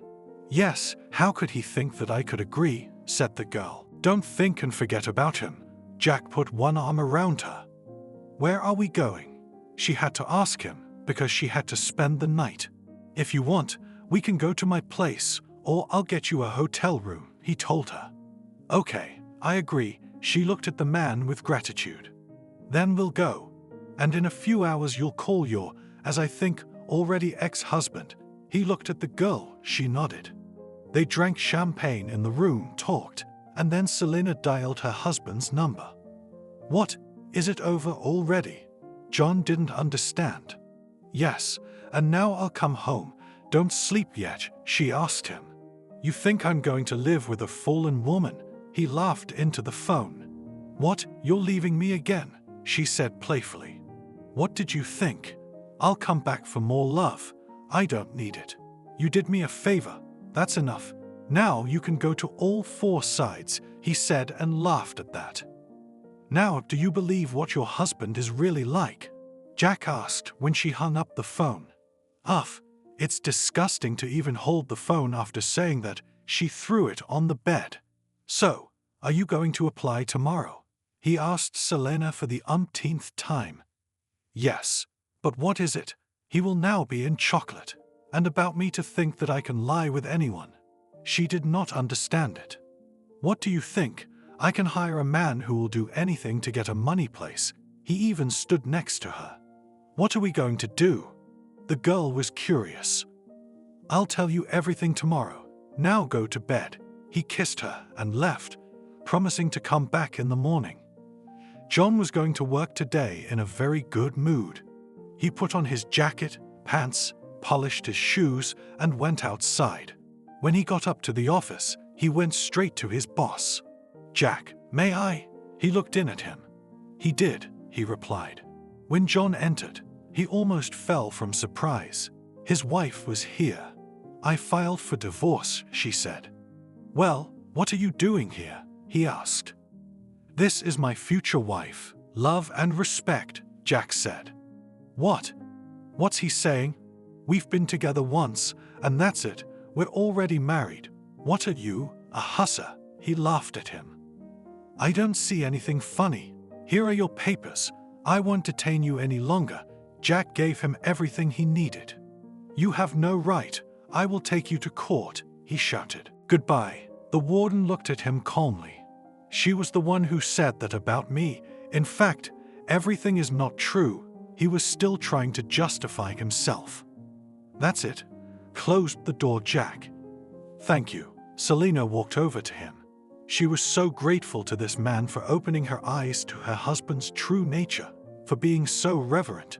No matter what she did, no matter how much she blew him off, he waited. Will you marry me? He handed her the ring. Were you getting ready? She tried not to laugh, but she couldn't. If she had, it didn't change anything. He was confident. Okay, she took the ring. Then we'll wait for the annulment certificate to be issued and go file the application. He was very serious. I'd go to the ends of the earth with you. They hugged. The wedding was gorgeous. A lot of people were invited. All the staff were there too. "Congratulations," they shouted with glee. "I'll definitely congratulate you now." The same coworker came up to her. "You can do it now," she smiled. "How did you get such a tidbit?" the woman asked. "If my husband had been decent and loved me as I loved him, Jack and I would never have been together," she believed. It's understandable. People were happy when they saw the couple. By now, Selena was no longer working anywhere. Her husband was against it. John still wrote to her for a long time, threatened, but when she stopped responding to these messages, he calmed down. "Beloved, and where will we go on a trip?" she asked. "How about to our place where we spent so many happy days?" he asked her. "I agree." She hugged him and kissed him. A couple of weeks later, they were already sitting in an airplane that was on its way to land. Again, 6 unforgettable days in paradise with her lover. "Listen, why didn't you have children?" her husband asked Selena. "You see, John always said that first career and then the children." I did not argue, because I believed it was obvious that she did not want to talk about these topics. "Don't worry, we'll catch up." He pulled her close. "And I'm not worried. When such a man is near, then you cannot think, and do not worry." Good. He believed that everything would be fine. They'd been married over a year, and Selena still hadn't gotten pregnant. "Maybe I have some kind of disease. That's why I can't conceive," she asked. "What are you talking about?" He couldn't understand why she was so fixated on this. "Maybe, for your comfort, we can take a baby from an orphanage," her husband asked her. "Okay." That thought had crossed my mind too. She was kind of relieved. They went to see the kids. "Mommy, Mommy," they screamed. "Oh, I can't," cried Selena. Her husband led her out into the hallway. "It's okay," he hugged her, calmed her down. "Let's go home," asked the girl. At home, they discussed the situation. It turned out that the girl could never look at those who were once abandoned. "Jack, I don't feel well. Selena didn't let anyone sleep last night. It must be the effects of stress," he supposed. "I don't know why that is." She was curling up. Jack didn't wait. He called an ambulance. They came quickly. Selena was there, Jack beside her. "So, Dad, did you wait?" Raised the doctor's eyes to him. "Is that what I was thinking?" Only the young man didn't jump up and down. "Hush, hush, you'll be parents soon." He led him out into the hallway. Selena had been sedated. She was sleeping peacefully now. "My love, I don't believe in what we have with you. You had to go through so much and go through so much to wait for such happiness." At that moment, Selena opened her eyes. "What's wrong with me?" She looked at her husband with horror. "Sweetheart, we're about to have a little one," he told her. "It can't be." She pulled herself up and hugged him. "Lie down, you have to be very careful now," he warned her. "Everything will be all right." She saw how much he cared for her. They arrived home the very next day. Jack was by Selena's side everywhere, and she appreciated his actions. One day she went for a walk. Her husband was at work. She was walking down an alley, and suddenly, a man walked quickly towards her. Selena did not expect anything bad, but he ran up and pushed hard. The girl fell. Already at the last moment, she saw how the offender looked back. It was John. "Jack, come," she called her husband. "What's wrong?" He knew right away everything was wrong. "John wanted to do something to me." She said it as if her life had been attempted. A few minutes later, Jack was home. He examined his wife. She was fine. "I'll probably go to the hospital. It's safe there," Selena asked her husband. "Okay, just not in this town. Why give birth where everyone knows each other?" He took Selena to a good paid clinic where she was placed in a private room. "If anything happens, call right away," he told his wife. Of course, they kissed. Everything started early. The doctors thought it was due to nerves, and Selena tried to hold back and not think about the worst. "Breathe, it's okay," the doctor told her, and Selena was afraid. A baby boy was born, and he was weak, because the due date for labor was not yet approaching. But as a couple months passed, the young parents went home with him. Sam lifted his son Jack above his head. "And I want a daughter," Selena said. She loved watching the father drive his son around. "You'll have a daughter, I promise." Her husband couldn't believe he'd gotten everything he'd ever wished for. He was sitting in his office at work when the janitor came in. "Where's Emma?" he asked the employee. "I don't know," he mumbled. Good, Jack didn't bother him. He decided to stay out of the way and walk out. When he was at the door, a knife stabbed him in the back. "What are you doing?" He turned around and saw John. Jack was taken to the hospital. He was in a coma for a week. The operation was done. After that, the young man was conscious, but could hardly speak. "Beloved," John had been taken away in custody, cried his wife at his bedside. "Enki," he agreed. That's it. He wouldn't touch anyone now. She had been inconsolable when she was first informed that her husband had been spiked in his own office. "I love you," Selena whispered. "Go home, Sam misses us there." He said it with just his lips and also his eyes, but Selena understood. She kissed her husband and drove to where her second favorite man was waiting for her. Maria sat and looked out the window. It was fall outside. Rain was drizzling. Leaves were falling from the trees. The woman was in about the same mood.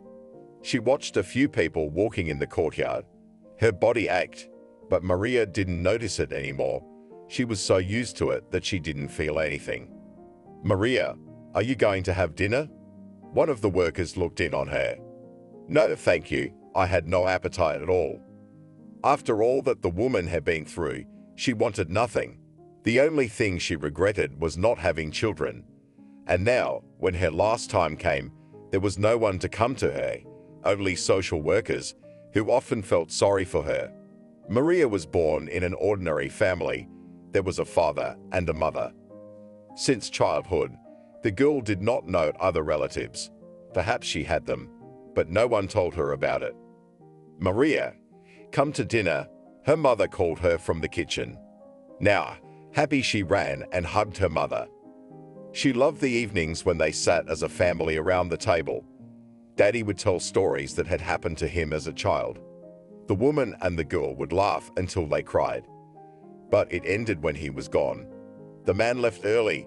He was not yet 55 years old. "Mommy, don't cry, please," Maria hugged her. "Yes, sweetheart."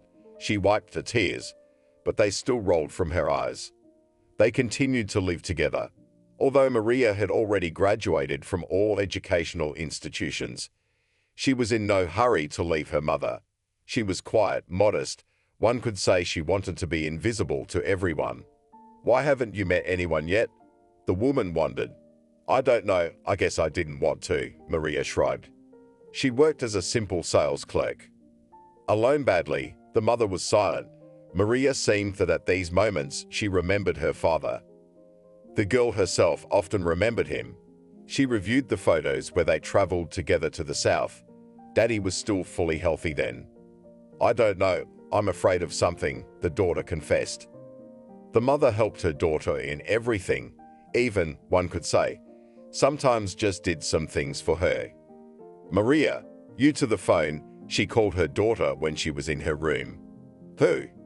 She was surprised and walked down the hall to answer. "I don't know," the woman shrugged. "Hello," she picked up the phone. "Maria, hello," shouted a woman's voice into the receiver. "Who is this?" She looked at her mother, who was still standing by her side. "What are you?" "It's Naomi," did not recognize it. "Ah, Naomi, hello."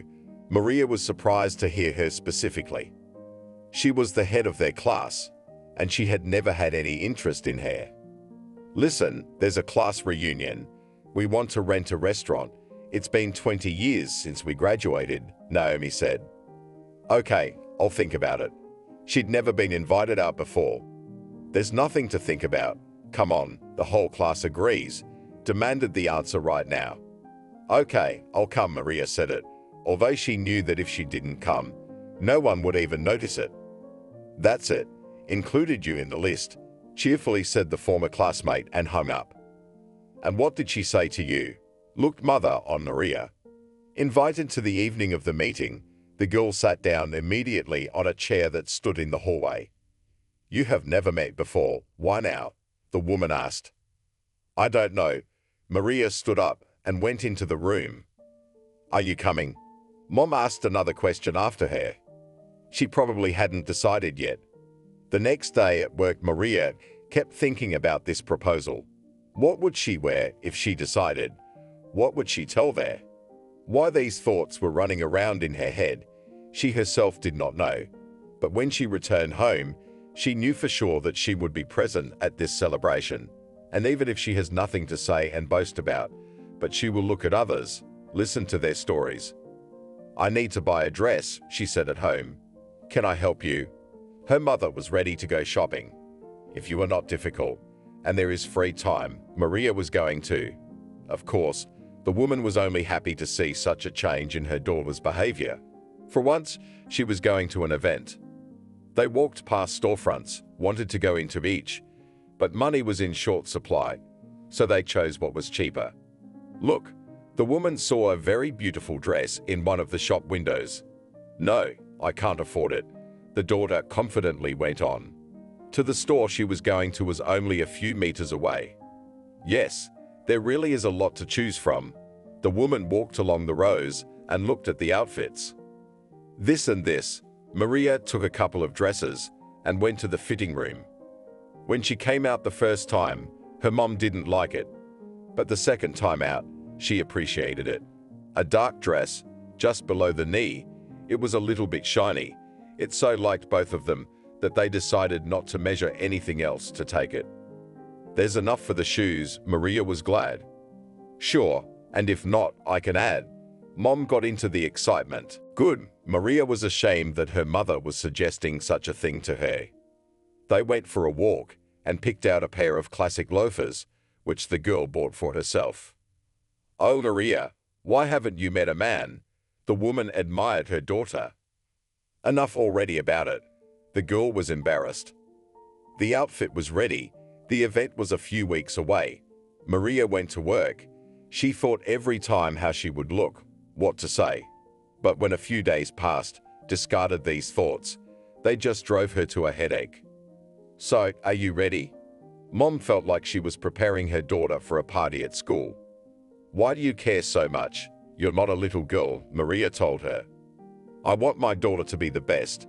The woman came up to her and corrected a non-existent crease in her dress. Okay, thank you, they hugged. After that, the girl took her purse and went to where they were waiting for her. There was a dim light burning in the hall, and music was playing quietly while there were only a few people here. Maria walked through and quietly sat down at a table. Maria, are you? A woman approached her. She stared at her face, but couldn't recognize her. Yes, she nodded. How are you? Haven't seen you in ages. She sat down next to her. It's okay. She was going through her classmates in her head, remembering who they might be. I'm divorced for the third time. I don't know what these men want, she sighed. Natalie, Maria shone. What? She stared at her. No, it's just that. She realized she had just remembered that it was Natalie, the head of the class. But if before she was a beauty, guys were stacked in front of her. Now she was a total dame who didn't look her age at all, but older. Look, Naomi is here. A classmate looked towards the entrance. Yes, Maria also saw a woman in a strict dress enter the hall. Naomi had always been like that. She wore a uniform. Even when it was cancelled, she thought a student looked neat in it. Right now, she didn't bother dressing up, but wore a classic black dress. It made her look like a teacher. Hello, everyone. The former headmistress approached the tables. She was looking at whether everything was here from what they had ordered. Oh, look, Frederick, the first guy in our class. Natalie never tired of commenting. Maria was a little embarrassed. She was getting tired of this woman. People came and sat down at the tables. Everyone changed, became older. Some of them had grey hair. Others had a network of wrinkles on their faces when they smiled. Maria, hello. A man sat down across from her. She recognized Evan immediately. "Hi," there was a shiver inside. "How are you?" He picked up the utensils, taking them out of the napkins. "Good, how are you?" She looked at him. How much she liked him in high school. Evan looked good now too. "I'm fine too. Working." He poured the wine, put some appetizers on his plate. "Family, kids?" Natalie wanted to know. "No, it didn't work out that way. First I served, then I started building a career. Everything seemed to be going well, but he missed the most important thing. And now, all alone, he's got his hands full." "What are your years?" Was surprised by the girl that he had already put a cross on himself. "Everything is possible." He spoke so coldly, it seemed that the man had no nerves at all. People were coming in. Someone had already started talking loudly. As the evening passed the halfway point, classmates began to cluster. Who was friends with whom? Tables were shifting. Everyone was discussing something. "Let's go." Evan showed Marie to the dessert table and have tea. "Let's go." She got up from the chair. It was nice that he didn't ask any questions about her private life, where she was with whom and when. How delicious. He took a bite of one of the cakes. It made Marie laugh. Evan was acting like that time in school when they bought sweet-baked peaches in the cafeteria. "What?" He looked at her. "No, just remembering." She laughed for real now. "Well, you try one." He handed her another dessert. "No, thanks. I don't really like it," she grumbled. "So let's go dancing." He wiped his hands with a napkin and stood looking at her. Okay. Maria didn't recognize herself. Why was she acting like this?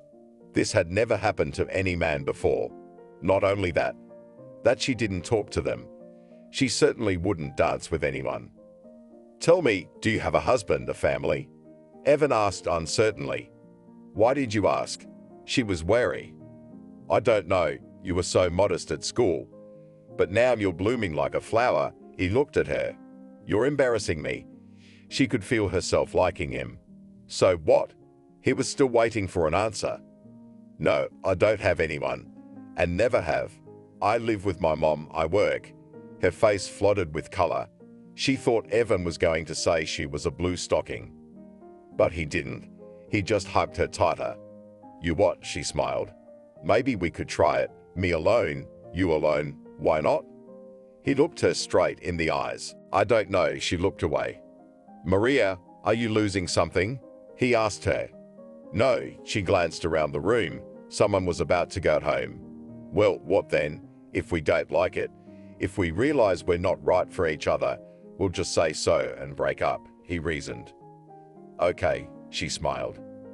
The dance ended and Evan and Maria returned to their seats. They sat there, talking about something. At that moment, Emma ran into the hall. She was late, but she made it.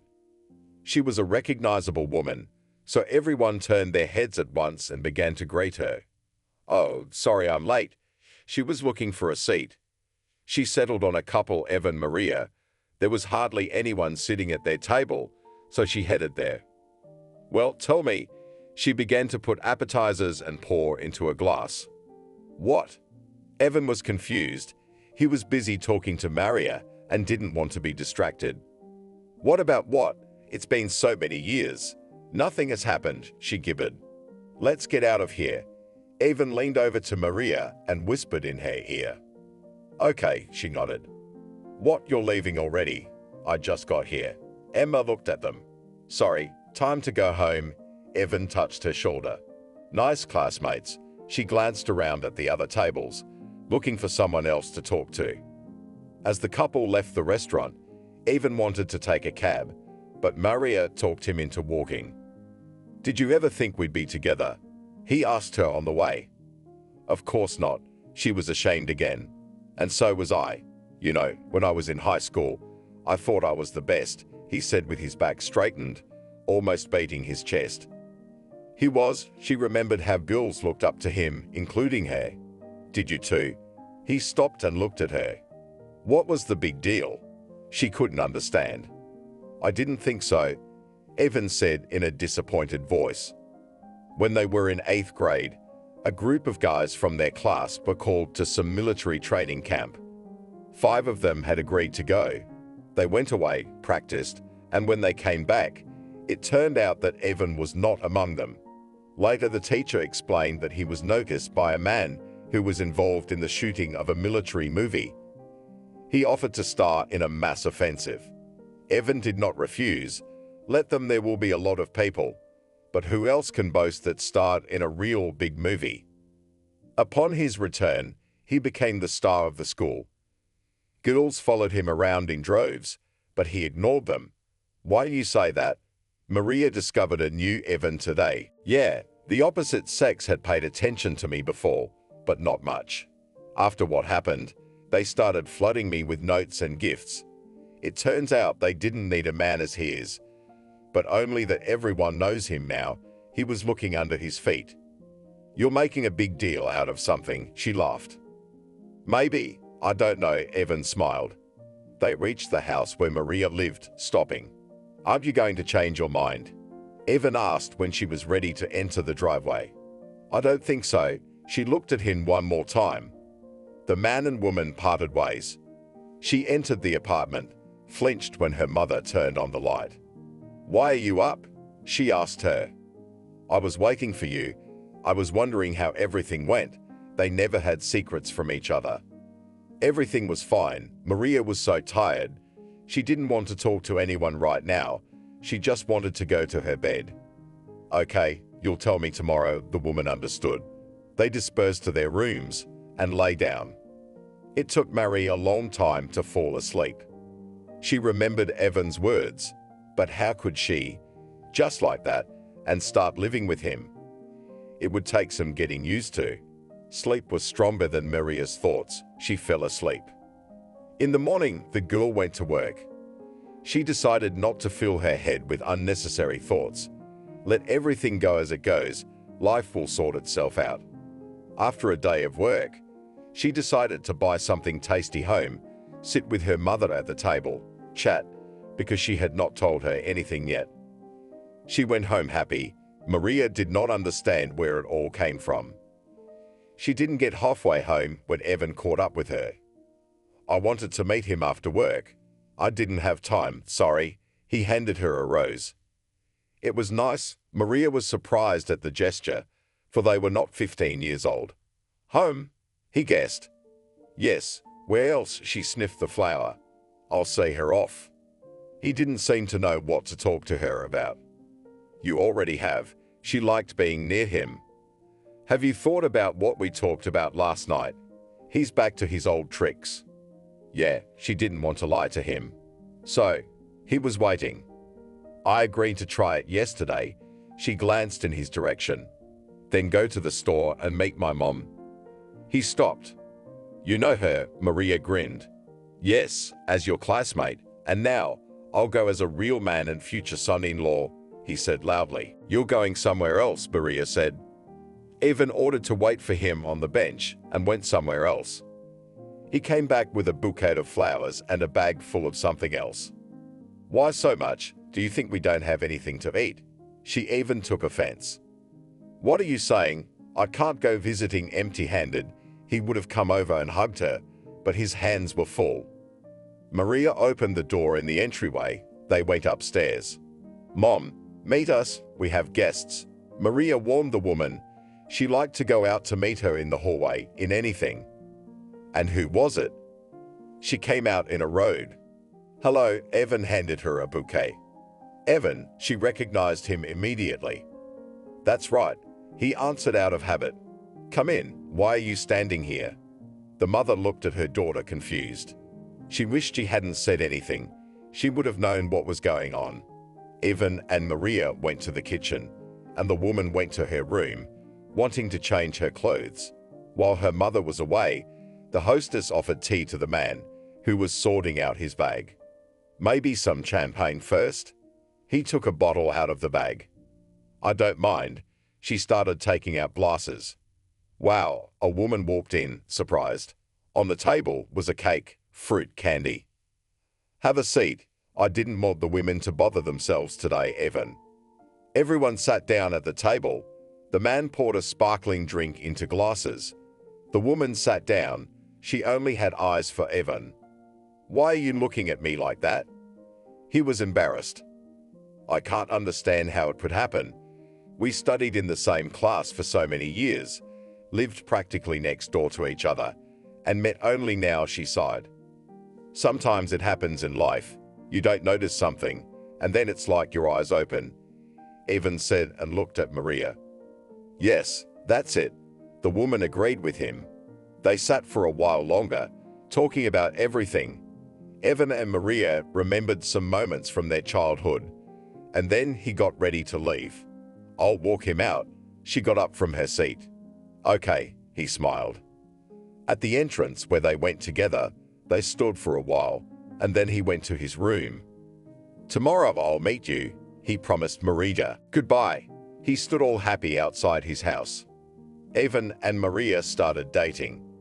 They both laughed about it, because as former schoolboys they wandered around the park, holding hands and kissing. "Should we get married?" Evan asked her 4 months after their relationship started. "Are you serious?" Maria had become very beautiful by then. If she had been girlish before, now she had become feminine. "Why not? We're good. I'm ready to take responsibility for you," he said firmly and confidently. "I guess I'll take it." She moved closer to him. "I'm so happy about this. You have no idea how good it feels to be around you." Wow, a meeting. They saw Emma walking around the same place. "Hello." Evan and Maria said hello practically in their voices. I wondered who I'd meet to talk to, though she hadn't been invited. But she'd gotten in next to the couple and was walking with them. "We're getting married," Maria said cheerfully. "Wow," Emma bit her lip. "You're the first person we're inviting to the wedding," Evan told her. "Thank you. Then we'll be friends," Emma decided for everyone. And indeed, the 3 people became friends. Maria was rarely at home now. She was at Evan's, or the 3 of them would meet somewhere. "Aren't you going to buy a dress?" Emma was surprised when Maria said that she would wear a normal dress for the wedding. "Why should I?" "I think it's a waste of money," Maria replied. They decided not to organize a lavish celebration, to invite a few people, and then go to a restaurant to celebrate. Too bad Emma wouldn't do that. "It's okay, Evan and I are fine." Maria was happy to have a friend. "I'm so worried," the mother said to Maria. "Why are you?" "It's my wedding." "And why worry?" Maria stood in front of the mirror. She liked what she saw in the reflection. "I don't know, it's my first time at a wedding." The woman spritzed herself with perfume. "Oh, it's time to go," Vanechka, probably already waiting, took a small purse bride. "Yes, on the road. Put on the shoes, Mom." In the registry office, everything went as usual. The bride and groom were happy, smiling. There were a few classmates, Emma, and a couple of Evan's friends with their wives. "And now to the restaurant," Evan commanded. And there too, all was well. Congratulations, dancing, well, and of course, shouts of bitterness. The newlyweds returned home at night. Evan insisted that Maria move in with him on the day of the wedding. "I don't have any stuff." She stood in her dress, not sure what to do. "That's okay. Here, take it shirt." He smiled good-naturedly. "Okay," agreed the wife. They walked to the bedroom. Evan had a large bed there. It wasn't the first time Maria had been here, but it was always like the first time. "I love you," her husband whispered in her ear. "And I you." She couldn't believe it was going to work out so quickly. She listened to herself and realized that this was really true love. Family life brought many joys. Every night, Evan would meet his wife after work. They would go to the store and then straight home. There, Maria liked to cook, and her husband would just sit next to her, at which point they would talk. "Why am I so happy?" Maria often asked. "I don't know. You don't even realize how happy I am." He hugged his wife. Emma was a frequent guest in their home. She loved to come over, stay for long periods of time, until late at night. All the while, the 3 of them reminisced about their youth. I bought 3 vouchers to the sanatorium. A man came home one day. Why 3? Maria didn't understand. I want Emma to come with us, so that you are not bored. He spoke openly. His wife realized that he was not deceiving her. The next day, she called her friend, telling her what a surprise her husband had arranged for them. Wow, I have never been in sanatoriums, amazed that. Well and go. Maria was glad that her friend appreciated the deed of her husband. Started packing for the trip. I do not even know what to take with me, lost Maria, when in front of her stood already open suitcase. I don't think you'll meet a lot of things in there. Her husband looked in her closet. Yes, I agree with you. She took only the essentials. They met Emma at the train station with 12 hours of driving ahead of them. It's your wedding anniversary, Emma reminded them. I've been preparing for this moment, so we can celebrate the day in a small circle. He took his wife's hand in his. What a nice couple you two are, Emma sighed. 5 years together, that's not just for you, the man smiled. They arrived where they wanted to go. They were given 2 rooms. Evan and Maria lived in one and Emma in the other. Every day there was some kind of treatments. That was part of the plans too. And in the evening, they would go to an event. Emma was hoping to meet someone, but it wasn't working out. Don't you like that one over there? Maria pointed at the man standing against the wall. I don't know. I'm not going to approach him myself, blushed her friend. After the event, the dancing started, and the friend stood there until Evan was gone. But then he came back and asked his wife to dance. Emma stood there for a while and then decided to go for it. Hello, she approached the man. Hi, he replied cheerfully. I see you standing alone. Bored, maybe we can dance? Everything was shaking inside, but she overcame it. Why not? He offered her his hand. Emma couldn't believe she could do that. My name is Ramel, what's yours? Spoke in her ear her partner, because the music was playing too loud to talk just like that. Emma, she stood up on her toes so he could hear. Pleased, they continued to move to the music. After dancing, the company, which already consisted of 4 people, went to the bar. I am so pleased that you invited me, said Ramel. No, it's okay.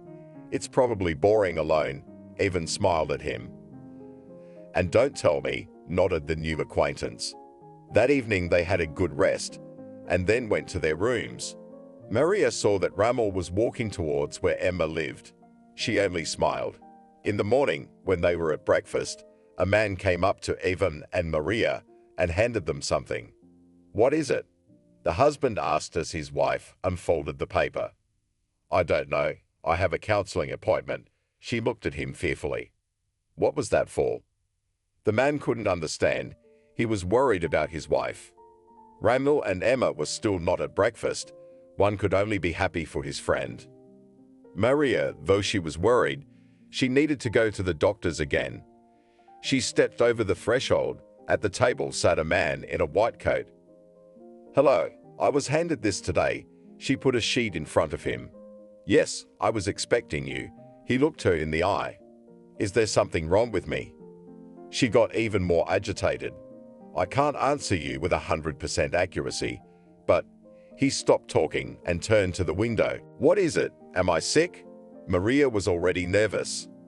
Most likely, after all the examinations, I can tell you that in all probability you have a tumor, but this can only be determined by MRI.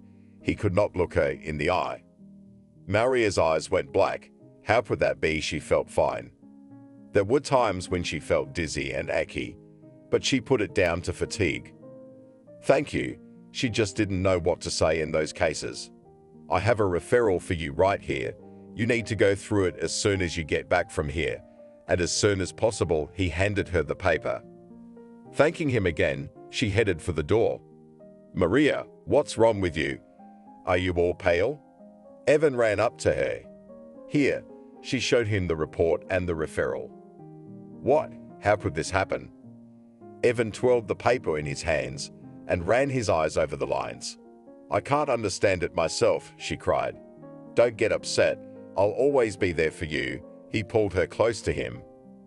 There was no mood to rest further, and they informed their friend about it. "Oh, and Ramel and I are also going to leave," she blushed. How good. Maria was happy once again for her friend. They all went to the train station together, and to the city where everyone lived. It turned out that Emma's new acquaintance had agreed to go to her place. Maria asked Evan not to say anything to Emma yet. Now she would go through all the procedures, and only then, when everything was clear, to inform. He agreed and didn't argue. They didn't say anything to her mother either, so she wouldn't be nervous. After the MRI and all the tests, the neurologist confirmed that Maria had a mass in her head. This was not something that could just go away. After the MRI and all the tests, the neurologist confirmed that Maria had a mass in her head. It couldn't just go away. She cried. Evan soothed her. That evening they gathered at their home. Her mother, Ramel, and Emma came. Maria is seriously ill. She needs an operation. Evan took the liberty to say, "Why didn't you say anything?" The mother jumped up from her seat and approached her daughter. "We wanted to be sure of everything first," Evan admitted. "When is the surgery?" Emma was upset. "In 2 weeks," the man answered. Maria, be strong, we are all by your side, took her friend's hand. But this was not something that could just be accepted. Maria was admitted to the ward. She had to take a lot of tests. She was being prepped for surgery. Evan was at his wife's bedside most of the time. "Why are you torturing yourself?" His wife felt sorry for him. "Can I come in?" "She's already crossed the threshold." "Of course, come in." He stepped aside. "Are you here to see Maria?" She sat down on the ottoman. "Yes. Are you with me?" He was putting on his shoes. Of course, the woman sighed heavily. "Did something happen to you?" He looked at Emma. Ramel left. She was ready to cry. "What do you mean?"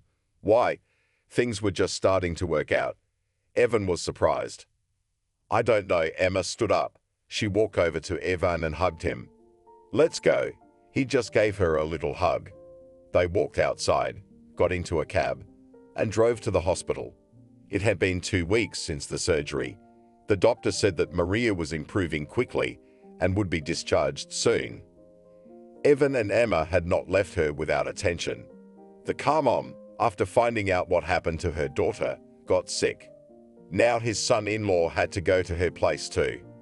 He didn't tell his wife about it because he didn't want her to worry about it. "Darling, you're being discharged," he told her one morning. "I'm glad, but I don't want to stress you out." A tear rolled down her cheek. "What are you talking about? You started that again." Evan pretended to be mad. They arrived home. There the care continued, although Maria quickly got back on her feet, not without the help of her husband. Now she went to various procedures, put shots. Every day it was getting better. "You know what I decided?" Evan came into my wife's room one day. "And what?" She was smiling. "The doctors said she could go to work as soon as she wanted to and realized she could. She had to buy a car. She couldn't get a cab." He sat down next to her. "On credit?" She understood. "Yes," he nodded. Good. Her spouse didn't mind. That was it. And now Evan was picking out what would work for them. "Do you want me to help you?" Emma came to his rescue. "Do you know anything about cars?" He was surprised. "No, but just a little support wouldn't hurt." She looked at him and smiled. The car was bought. Now you didn't have to worry about what to drive. "Are you sure you want to go out to work?" Maria was asked by her husband. "Yes," she nodded. "Then I'll drive you every morning." He walked over and kissed her on the cheek. It was a deal. She was glad it was all behind her, and now she could start over. Mom never recovered from the blow. Maria was at her house every night now. She was afraid that there would be a sad outcome. In the evening, the three of them could get together again at Evan and Maria's apartment. And again the talking, the laughing, and the other. "Emma, hey, did Evan call you?" Maria dialed her friend's number once. "No, why do you ask?" I could hear her getting agitated. He's never been this late. Maria looked at her watch. Maybe something happened. She made long pauses between words. I don't know. I had to go to my mom's. But she couldn't until Evan got here. He didn't show up until the night before. Maria didn't sleep. She immediately ran out into the hallway. There was a cast on her husband's arm. His head was bandaged. What happened? She approached him and immediately recoiled. She smelled alcoholic odor. Maria, I'm sorry. He sat down. Evan, have you been drinking? She didn't yell. She spoke calmly. I wrecked the car. He kept his head down. The hell with it. The car, what's wrong with you? She sat down in front of him. I don't know, he shook his head. Okay, let's go to bed. You'll tell me all about it tomorrow. She took his healthy hand and led him into the bedroom. Sorry, he walked and whispered the word. In the morning, Maria went to her mother's house first thing in the morning. That was bad. The daughter realized that during the night she had a seizure. The woman did not speak. She called an ambulance. They came, hospitalized her, upset, crying, worried. You okay? Husband still felt guilty. Fine, she didn't look at him. I'm sorry, he whispered again. What are you always apologizing for? She couldn't understand it. How are we going to pay off the loan now? He pointed to his arm. He was on sick leave. We'll manage somehow, she was sure of it. The woman spared no effort and took another job. Now in the evening, she washed one of the offices in their city. Tired. Her husband asked her at home, what do you think? She'd just collapse on the couch from exhaustion. Everything will be fine, Evan promised her. In the evening, the hospital called to tell her that her mother was in a very bad condition. Maria went there. Mommy, she sat and cried at her bedside. Forgive me, daughter. She closed her eyes. No, cried Maria. She did not realize what a black streak had begun in her life. It had been 3 years since the surgery, but nothing could ever get better. First Evan, then her mom. What else was there to look forward to? Lately, tears could often be seen in Maria's eyes. Evan, where are you? Mom's gone, she called her husband. I'll be there soon, he was drunk again. Good. His wife believed and waited for him. He'd come back, but there was nothing he could do. Maria hired people, or if she could, she did it herself. Emma, can you come? She asked her friend. Of course, she happily agreed. They would sit in the kitchen, talk, and then Emma would go home. Why does everything happen like this in life? The woman asked her colleagues at work. Why is it like this? One of them felt sorry for her. I don't know, everything is wrong.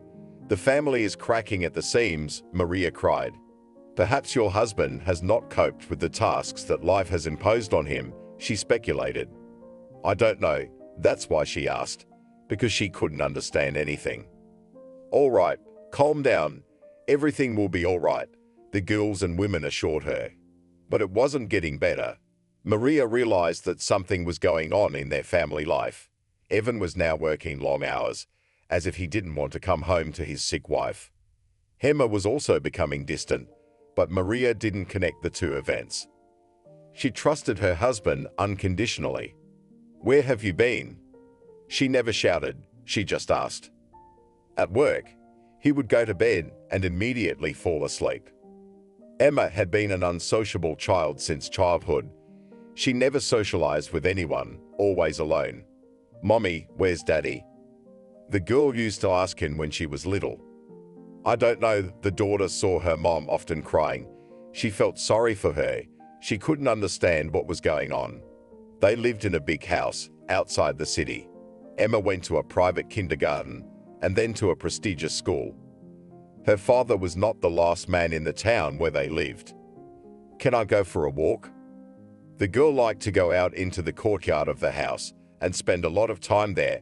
Even when she was alone, she liked it. When she was in 7th grade, she heard her parents arguing, but she didn't pay any attention to it. Emma, get ready, he's kicking us out. Her mother shouted loudly. Why? The girl looked at her father. If you leave now, you will never come back, gave an ultimatum to the one. Fuck you, The woman hissed. "Mom, what's going on? I don't want to go anywhere." Emma was shocked. Where would they go now? "Let's go to grandmother, nothing, and there we will live." The woman was sure that her husband would follow her, but it did not happen, so they had to stay in a simple one-room apartment on the outskirts. "Emma, you'll have to go to another school," the woman told her. "I don't want to. I had friends there," the girl cried. "I don't want to hear anything. That's the way it is." The mom freaked out. She had no choice but to take her backpack and go to a place where there were a lot of people she didn't know. "Oh, look, a new girl," immediately drew attention to Emma. She was kind of flattered at first, but then she realized she was being bullied. "Don't pay attention, they are just jealous," said her mother in the evening to the girl who was in tears. "I don't want to study there. Take me back to my school." Emma couldn't help herself. "And I can't do that." Her mother had already regretted 100 times what she had done in the heat of the moment. "Then I won't study at all." Emma didn't know how else to explain to her mother that she was unhappy there. From that moment on, she stopped socializing with anyone. She sat alone at her desk, always going everywhere alone. But even though the girl didn't bother anyone, she still got teased with words. "Look at her dress, probably Cocha," said the girls in the back. Of course, no one could afford it, and Emma wore beautiful and expensive clothes. She had never made friends with anyone in her 2 years at school, only hated everyone more. "Evan, can I ask you something?" She approached the young man when they were in 9th grade. "What?" He turned to her and then looked at the other students. Those were waiting to see how the guy would react, and it didn't take him long. "I need help in algebra, and you understand, honestly, it was just an excuse." Emma liked the boy and didn't know how to approach him. "Back off," he said defiantly then and turned away. So she cried all night, left home for school the next day, but never showed up. "Are you skipping school?" Her mom yelled at her at home when she got a call from her class teacher. "I cannot go there. They hate me," again wailed girl. "There's only nothing left. Be patient." The woman couldn't understand it. The grandmother only looked at all this and sighed. After the vacation, Emma came to this class again. At home, she was assured that everyone would become more mature and there would be no more attacks, but nothing changed. Emma kept chasing after Evan. She hoped he'd reciprocate, but he just turned his nose up at her. And now, as luck would have it, it's date night, and she's invited. "If Evan's there, I'll go with him," she told her reflection in the mirror. Emma prepared for this day thoroughly, even had to go to the beautician's. And so it came, that long-awaited day. She couldn't get a cab for a long time, so she was late. "Hello, everyone. I wanted to appear casual." "Hello." Many looked at Emma with admiration, but that was replaced by envy again. In her head, Emma imagined how she would walk into the hall. Everyone would gasp, and Evan would go crazy when he saw her and immediately wish he had chosen her. But that didn't happen. He was already sitting with Maria. Then Emma was not confused and sat down at their table. They drank wine to the meeting. And then Emma started following the couple. She saw them going to the park and turned a corner, as if it were a chance encounter. When she met Ramal at the sanatorium, she fell behind the couple for a while.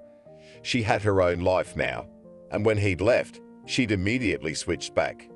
"Evan, let me help." He was making something for Maria. Sure enough, he led her over to the stove. She kept the porridge from burning, stirring it, feeling him standing next to her. It had taken a long time to get Evan's attention, but now there were no friends around who could say anything bad to him, and he wasn't the same age. And so, when Maria was fully recovered, and Emma was visiting them, that's when everything happened for the first time. "Maria, hello," a friend called that evening. "Hello." She was surprised to hear from her. "Is Evan home?" Emma asked. "No, he hadn't gotten home from work yet," Maria said honestly. "Okay, I'm sorry to bother you," Maria said in an innocent voice. It's okay. What did you want? Maria suddenly realized. He promised to give me advice on work, the woman lied. Okay, I'll tell him you called. Maria hung up. Emma immediately dialed another number. Hi, she said, as sexily as possible. Hi, Evan was on his way home. Listen, could you come over? The door fell off. I need to take a look. Emma could say anything to get him to come over. Okay, I'm going home now. I'll be right there. He was off. Emmett quickly started setting the table. There was a lot of stuff on the table, of course. Alcohol was also present. Here I am. He stood on the doorstep. Come in. She closed the door behind him. So, where's the breakdown? He looked around. No, you're from work. So get to the table first, she commanded. Okay, I'm hungry as a wolf. Evan rubbed his hands together. Come on, she led him into the room. Wow, it's a feast in here. He could see the food on the table. All right, sit down and let's get started. She put his plate first, then hers. She poured wine for herself and something stronger for him. I'm driving, he refused. It's okay. You can leave the car here and pick it up tomorrow, the hostess insisted. She persuaded him. The man had long wanted to relax, but first Maria's illness and then other problems prevented him from doing so. They had a drink, and then another. Emma sat closer. She was stroking Evan's arm, telling him something. Okay, show me where your broken door is. He stood up. Let's go. She stepped out into the hallway, beckoning him to follow her. When they were near the bathroom, Evan opened it, looked to see that the doors were okay, turned to Emma, and she was already standing there in her beautiful lingerie, looking seductively at the man. Emma, he was amazed. Evan, she walked toward the bedroom. Where are you going? He was still in shock. Come here, she called out to him. I can't, I have Maria, he said, but he followed her. Your Maria is not going anywhere. She came very close to him, hugged him, and brought her face close. Just as she did so, Evan began to kiss her greedily. He was so bored without a woman's caress. Maria, while she was sick, understandably did nothing, and then kept saying to be careful. After that, they ended up in bed. Emma, what have we done to you? Evan only realized it now. What did we do? She smiled, lying on the man's chest. You can't do that. We're the two people closest to her. It was embarrassing. Come on, she kissed his cheek. After that, they stood up and headed back to the room again. Evan felt guilty. He poured himself another, and then another. Emma had her arms wrapped around his neck the whole time, whispering tender words. She knew that now she wouldn't let this man go anywhere. And then, in such a state, the man got behind the wheel, lost control, and had an accident. After that, Emma couldn't pass up a chance not to talk to Evan. She knew that Maria was often away from home, so she went to Evan's house herself. At first, he was embarrassed, reluctant, refused. But then he realized that there was nothing wrong with it, and they began to meet Emma all the time. Hi, sweetheart. Emma met a man at her house. Hi, darling. They no longer wasted time at the table, but went straight to the bedroom. And then he would come home. It was embarrassing, but he couldn't help it. Evan was now in love with two women at once. Evan, you won't come again. Maria called him. She understood everything for a long time, but she didn't say anything. She worked, got tired, came home, cooked dinner, and then went to bed, more often alone than with her husband. She understood that he was suffering. He was not comfortable living the life she wanted. Evan, I need you right away, Emma called him one day. I'll be right there. There was a stirring inside. Okay, hurry up, she hung up. He couldn't call for a car for a long time. And then, while he was driving, he was exhausted. He didn't understand what could have happened to Emma. He went up to the floor with an arrow and knocked. Suddenly, the thought crossed his mind. What if Maria was waiting for him here? She'd found out, and now she'd blame him, and he was afraid. Finally, Emma opened the door for him. She was in silk underwear, as usual. What's wrong? Why the urgency? He didn't understand. Come on, you'll find out. She let him in. Evan walked down the corridor. It seemed that now they would enter the hall and Maria would be there. But no, there was no one there. Ugh. Evan exhaled. Why are you so tense? Laughed the woman. Nothing, just he waited for what she was going to tell him. Here, she handed him something. What is it? He held the cardboard rectangle in his hands. Open it, she asked him. And what? He pulled out a narrow strip of cardboard. Evan, how can you live all these years and not know the basics? She sighed. Excuse me, and try to explain, he said jokingly. I'm pregnant. She sat on his lap. What? How is that possible? His eyes became like two saucers. Imagine, and so it happens in life, laughed Emma. And what do you want from me? I'll recognize the child. I'll do anything you say. Evan dreamed about it for years. Are you crazy? How old am I? Think about it. She rolled. You're saying he didn't finish. Yes, I will go for an abortion. I just wanted to warn you, so that you will not say later that I cheated. She kissed the man she loved. What happened? He was ready to cry. There's nothing to be sorry for. You should have paid attention to me earlier, and I was coming on to you, she chided him. Well, he could understand Emma too, after all age. After that, the man fell into depression. Maria saw that with her husband something is wrong, but she didn't pester him with these questions.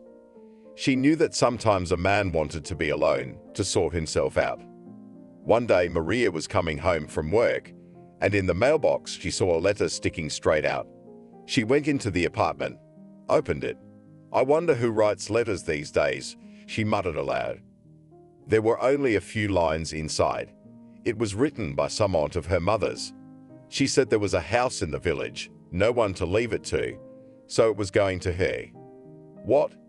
She was amazed. She even wanted to laugh. Hello. She called the phone number on the envelope. The one on the envelope. A young man with a pleasant voice answered. I got a letter saying I own a house. She introduced herself. Yes, come, we will discuss everything with you, said the voice in the receiver. Marie had wanted to get away for a long time. Evan, she waited for him today. She didn't go to bed. Oh, you scared him. Why are you sitting here in the dark? He jumped. Listen, I have to leave early tomorrow morning, she said. Where to? He didn't understand, because his wife never went anywhere. I want to go to the temple to pray. She did not look into his eyes, although there was almost no untruth in it.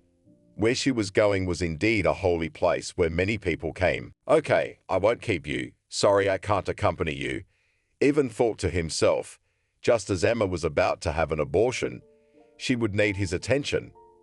In the morning, Maria woke up, gathered some papers, and drove off. It didn't take long to get there, and here she was standing in the waiting room. Hello, come in. The young man was already waiting for her. Here is the letter. She put it on the table in front of him. Yes, indeed, I remember this woman. I don't know what happened in your family, but it so happened that there was no one left to inherit it. So it's true, Ben. She couldn't believe the miracle. Yes, and now you're the owner of this very house. They signed all the papers. Maria wasn't in a hurry to get home. She wanted to stop by the village and see what she'd gotten. The bus was slow, dusty and stuffy. But when they approached the village, they saw an unusual expanse of land, which was very beautiful. Here we are, said the driver when he stopped. The woman was curious about everything. She had never been here, and it seemed that she had. She walked along the side of the road, turned down an alley. A house stood in front of her. Yes, it was old, but it was solid. Hello, and you must be Maria, a man approached her. And my name is Oliver. I'm watching him while no one is around. He pointed to the house. Thank you, Maria smiled. It's okay, she said, tears welling up in her eyes. Here is my number. If anything, contact me. He handed her a piece of paper with even numbers and a key to the house. After that, the woman could not resist and went inside. The room was spacious and beautiful. Here, as in old movies, in the corner stood icons. On the floor mats, there was a stove. Could this be where my relatives lived? She ran her hand along the wall. Afterward, she sat down, looked around some more. She had to get ready to go home.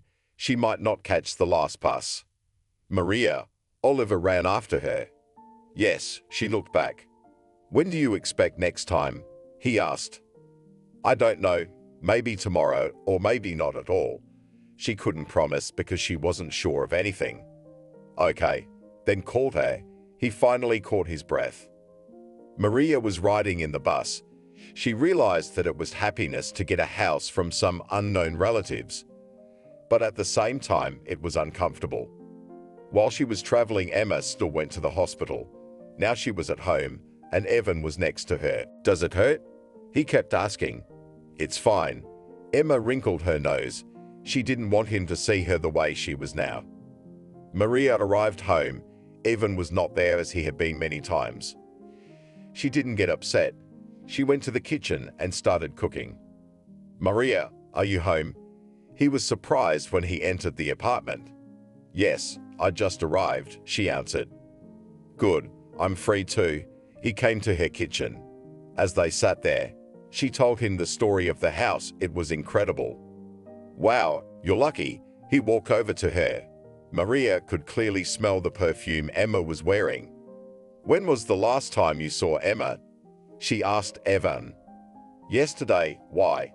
The man tensed. No, I just asked her if she had been away for a long time, Maria lied. She just wanted to see if her husband was lying to her or not. It was very upsetting. But what to do in such a situation? She did not know exactly that, and with assumptions to make a scandal, did not want to. Nothing at all, just asked. She turned away to the stove. Several years passed. One morning, Marie felt so bad that she couldn't even get out of bed. What's wrong? Evan was scared. It's nothing, you go. And if you need it, I'll call an ambulance myself. She looked and smiled. Are you sure? He wanted to help. Yeah, goodbye. The woman hugged her husband. Evan went to work. He knew Emma was waiting for him tonight, but he couldn't let his wife down and leave her. Are you coming over? She called him before lunch. You know, Marie was sick this morning, and I'm worried about her, Evan admitted. Couldn't you call an ambulance? Emma didn't understand. He offered. She said she'd do it herself. He didn't want to hurt that woman too. I don't know anything tonight. I'll wait for you at my place. She hung up. Evan looked in front of him. He didn't understand what he should do now. And in the middle of the day, everything resolved itself. Evan, hello. Maria spoke, breathing heavily. What's wrong? Where are you? He began to worry. My head hurt so much that I called an ambulance. They took me to the hospital, she mumbled. Should I come? He didn't know how to behave. If only tomorrow, she disconnected. Okay, bye, was all he had time to say, but he wasn't sure if his wife heard it. In the evening, he arrived home, called Emma to come to him. She didn't keep him waiting. An hour later, the woman was at his place. What are we doing to you? Evan said it every time, but he couldn't stop when he saw Emma. Get over it already. You chose this path yourself. She just kissed him and laughed. They were good together. In the morning, a doctor came into Masha's room. You had an MRI yesterday, he told her. Yes, she realized. He wouldn't have been silent for so long if everything was okay. We found a new mass on you. He looked at the papers he held in his hands. Is it bad? She asked, even though she realized it herself. We need to do all the tests again, and then we'll determine everything, he told her. Good, she agreed. Then nothing is required of you. The nurses and doctors will do everything themselves. He smiled and left the room. Maria lay there, tears flowing from her eyes. Why exactly she had to go through all this? She knew from the way she felt that something was definitely in her head. She didn't even need any tests. Hello, a young girl entered the room. She approached Maria, did some manipulations, and then started drawing blood. After that, Other doctors came in, attached some apparatus. When everything was done, the doctor came to the woman again. "Can I ask you something?" She looked at him.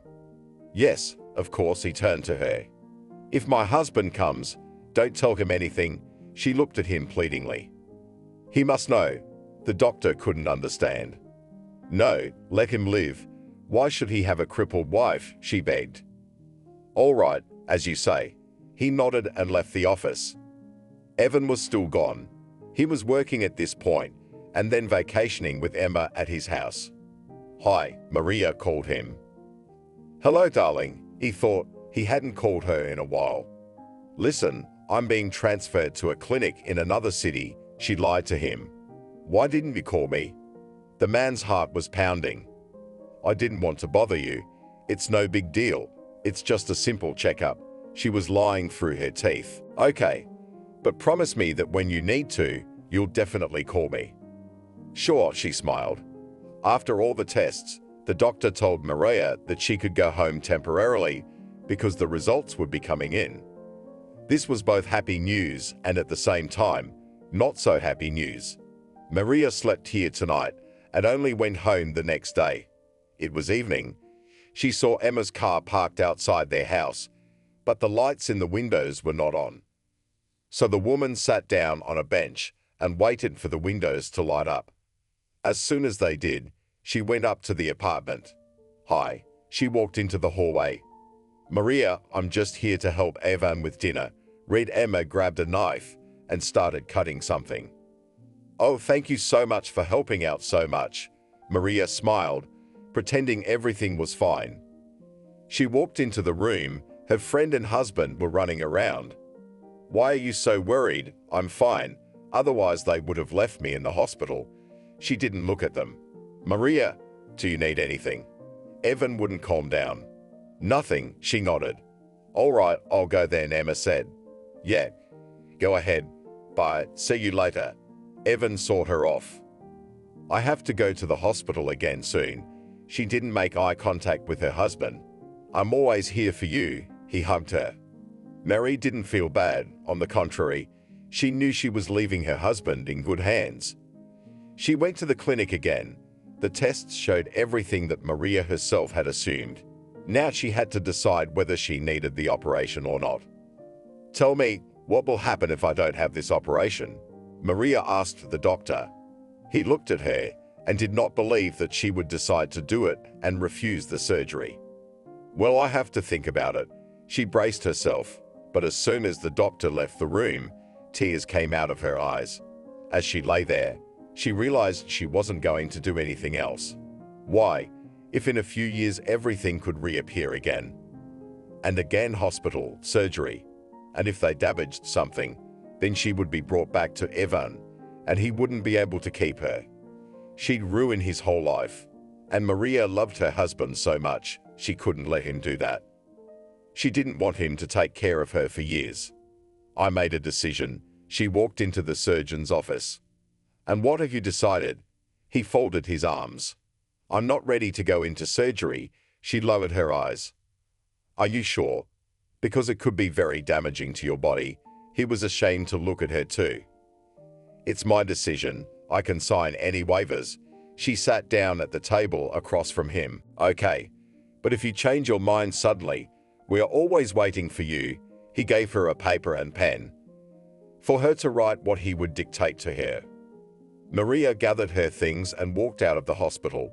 She needed to go home, but didn't really want to. Maria realized that Evan was there with Emma. No, she wasn't offended or anything. She just didn't want to get in their way. "Hello, Sarah." Maria decided to call her older coworker. "Hi, Maria." She was glad to hear from her. "How are you doing?" She started from afar. "Say what you wanted to say already." The woman was a bit aware of her business. She shared it with her all the time. "You see, I have such a delicate situation." Began and again, Maria was silent. "Okay, come to my place, we'll talk." The woman hung up the phone and waited for her friend. Maria arrived quickly. She entered the apartment. She was immediately led into the kitchen, where tea was poured and there was a cake. How nice of you to let me come, thanked Sarah. What are you saying? It's always a pleasure. The woman sat down and offered to do the same to Maria. They sat at the table, both silent. I'm sorry to drag you into this. The guest tilted her head and cried. Come on, Maria, Sarah hugged her. After that, she began to tell her what had happened. At the end, both of them were crying. How do you deal with all this alone? The woman sobbed. She felt sorry for the young woman, and God only knows how much she had to endure. I should probably go. Maria started to get up. No, you'll sleep at my place tonight and go tomorrow, Sarah insisted. Would that be convenient? Maria wasn't quite calmed down yet. It's all right. She went into the room and brought a robe for the guest.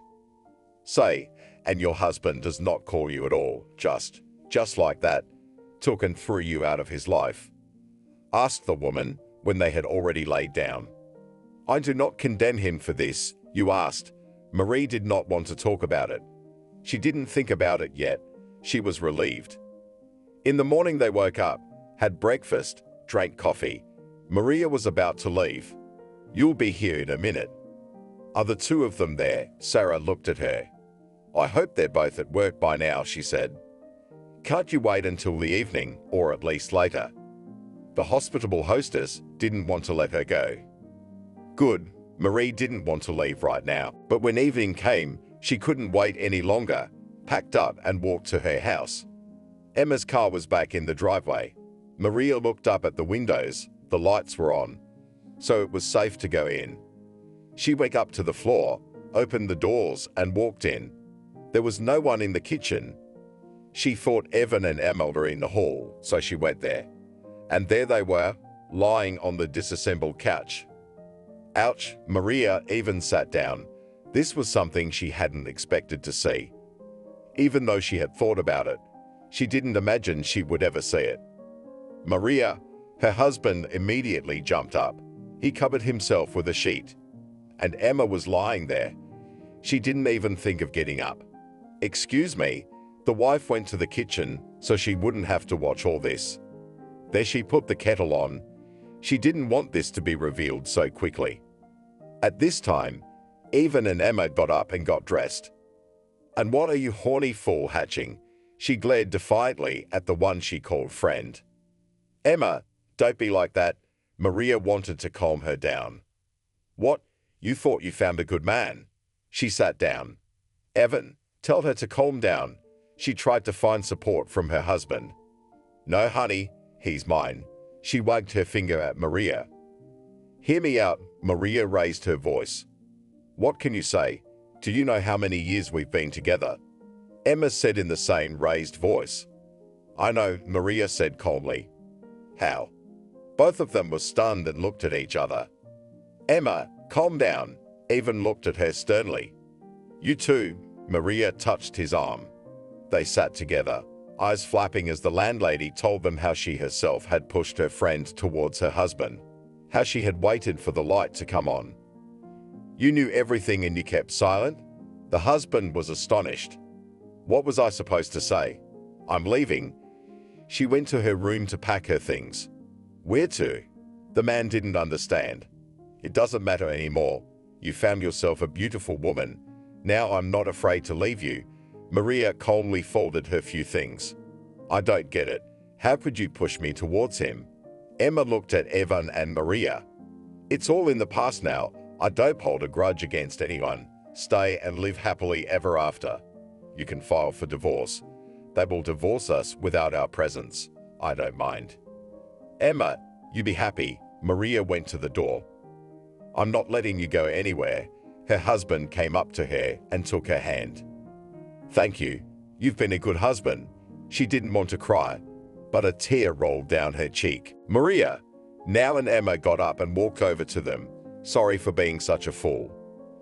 It wasn't anyone's fault. She realized that tears were coming out of her eyes, so she quickly opened the door and left the apartment. Did you get anything? Emma looked at Evan. No, he went back to the kitchen, sat down on a chair, put his arms around his head and cried. What's wrong with you? Emma sat down next to him. as I imagine that she knew all this, kept silent, never said anything. He could not understand and accept it. And now you're going to look for her and bring her back. That's what Emma was most afraid of. I'll call tomorrow, he promised. The woman stayed that day at Evans. Now there was no need to hide from anyone, to hide something. Maria came to the nursing home. She realized that they would look at her as if she were crazy, but she couldn't think of anything else. "Hello, I want to get a job with you," she said to the girl who met her. She needed a referral or a statement from a relative. For all the time she had been working here, it was the first time that a person came and asked for a job. Then Maria called Sarah. She told her the same thing. She didn't believe her, but now it's confirmed that it's true. "Don't worry, Maria, I'll take care of it," the woman promised her. She really agreed with someone, and in 2 hours Maria had her own room. Why did such a young woman have to come here? The social worker who'd brought the laundry asked her. "It's my decision, and I'm not going to discuss it with anyone or change it." She was firm in her intentions. "Okay, but there are special boarding houses where people like you live. People there receive medical treatment," the girl reasoned. She felt very sorry for this woman, who was left alone at such a young age. "No need to feel sorry for me," but Maria heard about the sanatorium. In the evening, the woman called her doctor, with whom she had communicated not so long ago. She found out everything from him. He confirmed that in fact, there is such a thing, but it doesn't come cheap. "Can you write a referral?" she asked him. "Do you have the money?" he asked. Yes, she knew she had enough on deposit. It was left over from the sale of her mother's apartment. Then she had to do it to pay off the loan. Welcome, it was not difficult for him, especially since the diagnosis was not easy. Maria herself does not know why, but she was so happy. She arrived at the place where she was already waited for, paid for the accommodation. The ward was many times different from the one she had been in the first time. There were a lot of people here, young and old, all with some kind of health problem. "Hello." An old man sat down on the bench. "Good morning." She liked to go out right after breakfast, to walk and breathe the fresh air. "How do you like it here?" He made conversation. "Very well," and that was true. "And I think so too," he sat, looking out into the distance. Maria wondered how Evan was doing, what he and Emma were doing. It was sad to think about, but the thoughts were clinging to each other. "Have you tried going to church?" the man asked her. "Why?" She turned to the old man. Neither she nor her mom had ever done that. I guess even for reassurance, he never turned to her like that. Maria thought about it for a moment. Should we really go and pray? "In our temple recently brought an icon. That's where you need to go," he said quietly. "Thank you." For some reason, tears came to Maria's eyes. She couldn't sit here any longer. "I'm not at all for nothing." After Matrona worship, he stood up and went down the path. From that moment, Maria could not sleep. She wanted to choose a time to go to that very temple, to see and pray to the shrine. When she learned that the icon would soon be taken away, she put aside all doubts and deeds and headed there. "Hello." She approached the woman in all black. "Come in." She showed her to the doors of the temple. "I don't know anything at all." Maria asked for more help. Then the woman led her inside. There they bought candles and went to the shrine. Maria only looked at the icon. She immediately became dizzy.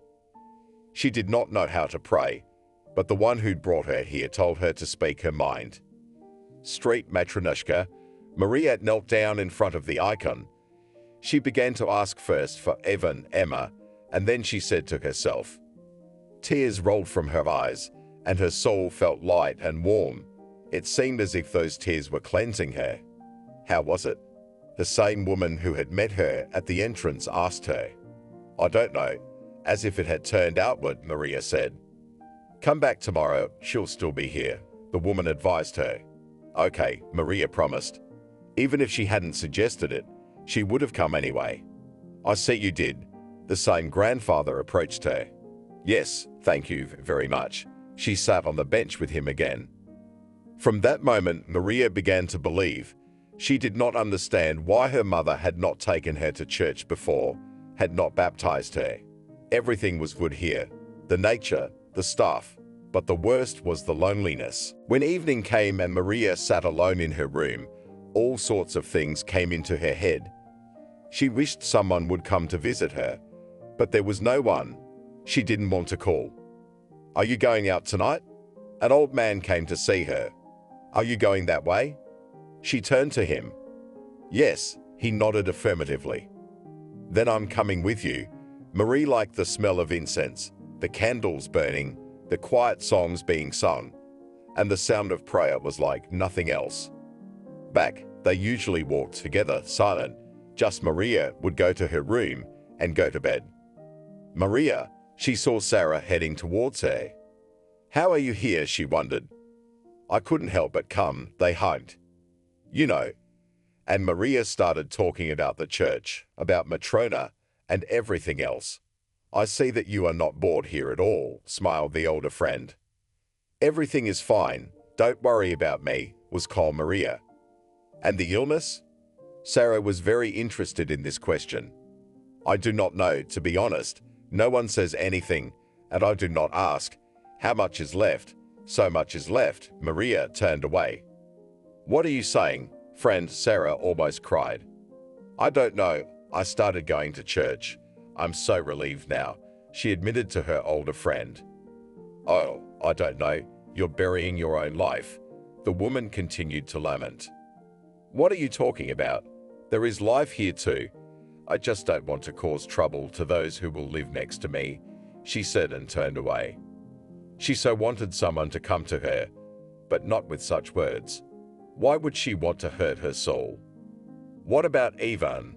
Sarah asked. "Nothing. He filed for divorce. Everything must be going well." That was not an interesting topic for Maria either. "It's clear you've got away from everyone. You should become a nun," said the woman with a chuckle. "Why?" "It's an idea," Maria thought. "No, I don't mean that." Sarah was afraid that now her friend would go to church. "Do you know how nice it is there?" Maria stopped talking. They sat there until the evening, talking and arguing, and then Sarah left. Maria asked her not to come again. It wouldn't do any good. "All right, I don't know what this hermitage will do for you." The woman seemed offended. She left, and Maria was left alone again. Often she sat at the window and watched the rain and the falling leaves. Today was just like that. There was practically no one on the street, but it was still interesting to watch. Maria noticed some man. He was walking along the courtyard, approached everyone, shook hands, asked something. She even wondered what he wanted, or just a sick man who couldn't find someone or something. "Are you busy?" Her old acquaintance knocked and looked in the door. No, she didn't want to look away from the window. She wanted to see where the man would go, but she didn't want to disrespect her guest. "May I?" He came in, took off his shoes at the very threshold and went on. "Have you been on the street?" Maria asked him and immediately thought that she didn't even know his name. But since she hadn't thought about it before, it was inconvenient to ask now. "Yes, I went out. The air is so fresh before the rain," he said with a strange expression. "Interesting, never heard that before." She looked at him, then turned back to the window. The man was quite close. Marie thought she had even seen him somewhere. But there are so many people here. It's not strange that she could have just gotten confused. "What are you looking at?" He came to the glass too and took a look. "I don't know, I was just looking out into the yard, and there's a strange man, fumbling about, recognizing something." She pointed at him. "Yes, in this weather I would only go for a walk." The man grinned. "Would you like some tea?" Maria asked the guest. "I wouldn't say no," he said honestly. Now she put the kettle on. After that they sat down at the table. Hot steam was coming from the cups. They enjoyed a strong, fragrant drink. "And who said it was bad here?" The guest looked out the window again. "I didn't say that." Maria grinned. She followed the man's gaze, and saw that the man in the yard was standing opposite her window in the distance. As some worker walked by, the very strange man pointed his finger at her and asked something. "Perhaps he is looking for you," Maria was asked by her interlocutor. No way, she began to run through her head who it could be. He certainly didn't look like Ivan, and she didn't have any other male acquaintances who'd come here. "Let's go." The old man stood up and walked to the door. "I don't want to." Maria was afraid of something. "You have nothing to be afraid of here," he assured her. All right, she gathered all her will in a fist and followed her grandfather out. They walked down the long corridor and then down the hall. At that moment, a soaking wet man ran into the building. Maria looked at him and couldn't believe it. It was Oliver. "What are you doing here?" She ran up to him. "Maria, I was looking for you." He came up to her. "What's wrong with the house?" She didn't even think about it until she saw him now. "No, I'm fine. What about you?" He took her hands in his.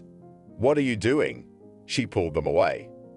"When you were visiting Sarah that night, sorry, I don't know her middle name, she called me immediately afterwards," he began to tell me. "Why?" Maria didn't understand anything at all. "I don't know it myself," he shrugged. "I see. I'll find out with her." Maria thought she was going crazy. "Don't you want to talk to me?" he asked her. "About what?" She had only seen this man once.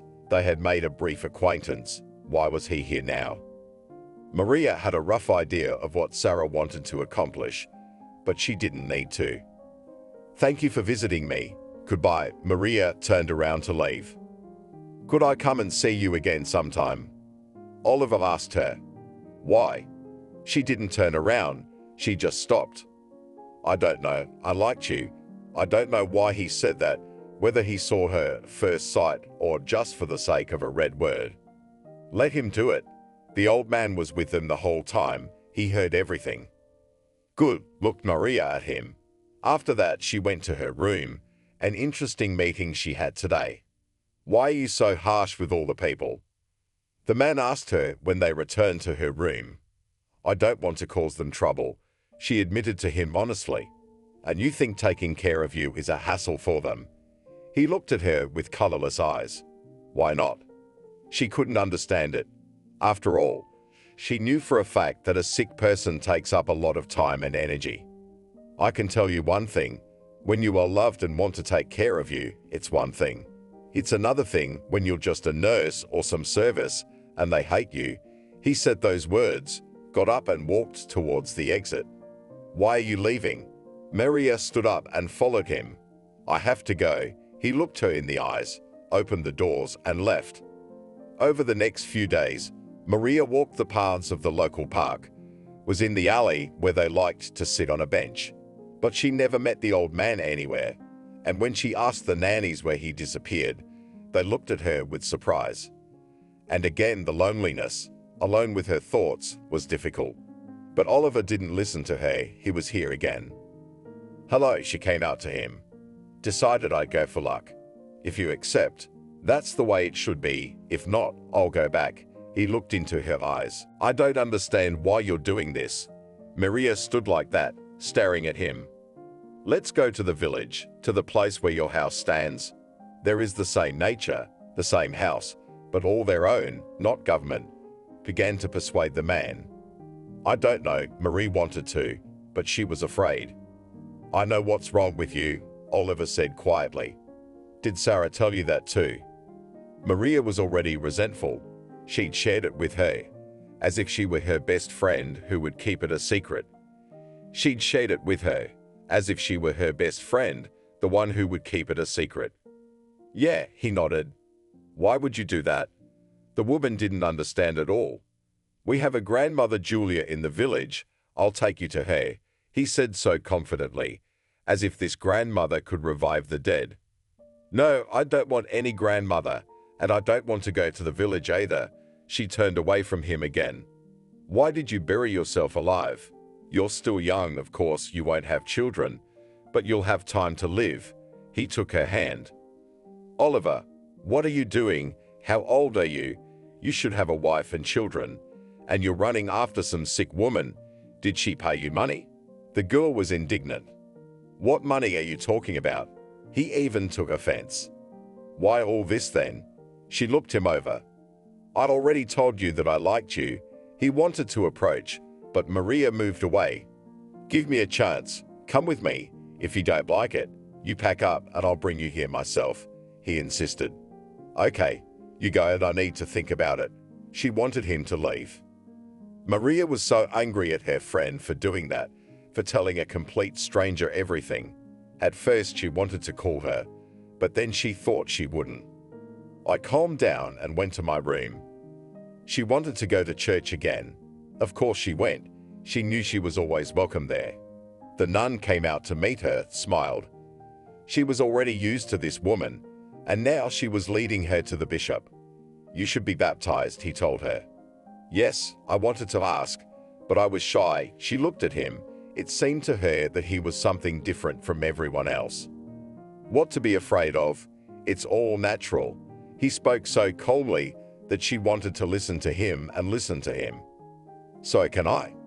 She didn't believe he was going to say yes. Sure, come over on the weekend. He was being so kind. Maria felt like she was standing in front of her father. It felt so good to her. I will, she was sure of it. After that, back to the boarding house, she just flew on wings. She didn't talk to anyone there. She just went to her room and started going through the pictures. And at night, she dreamed about her dad. Hello, Maria. He was holding out his arms to her. Daddy, where have you been all this time? Why didn't you come to me? She always wanted to ask that, but there was no one to ask. My little one, follow the one who calls you to come with him, the father said in the voice of the priest she had spoken to in church today. What? At that moment, Maria opened her eyes. She was lying there, staring at the ceiling, thinking that the tumor was making itself known. But for some reason, the words that her father had said to her in her dream did not get out of her head. She kept thinking about Oliver. It was decided that if everything went smoothly this weekend, she would agree to go with him to the village, to her home there. Maybe her roots are there, they'll help. Hello. She approached the church. The nun she already knew was standing there again. Everything is ready. The father is waiting for you, she said, and led her through the gate. Maria was somehow excited. She stood and looked at what she had seen for a long time, but as if for the first time she was here. The sacrament began. Maria was mesmerized by what was happening. Everything seemed so magical to her. She felt every moment of what the bishop was doing. After she had received the sacrament, she felt at ease. Maria, she heard her name, looked around.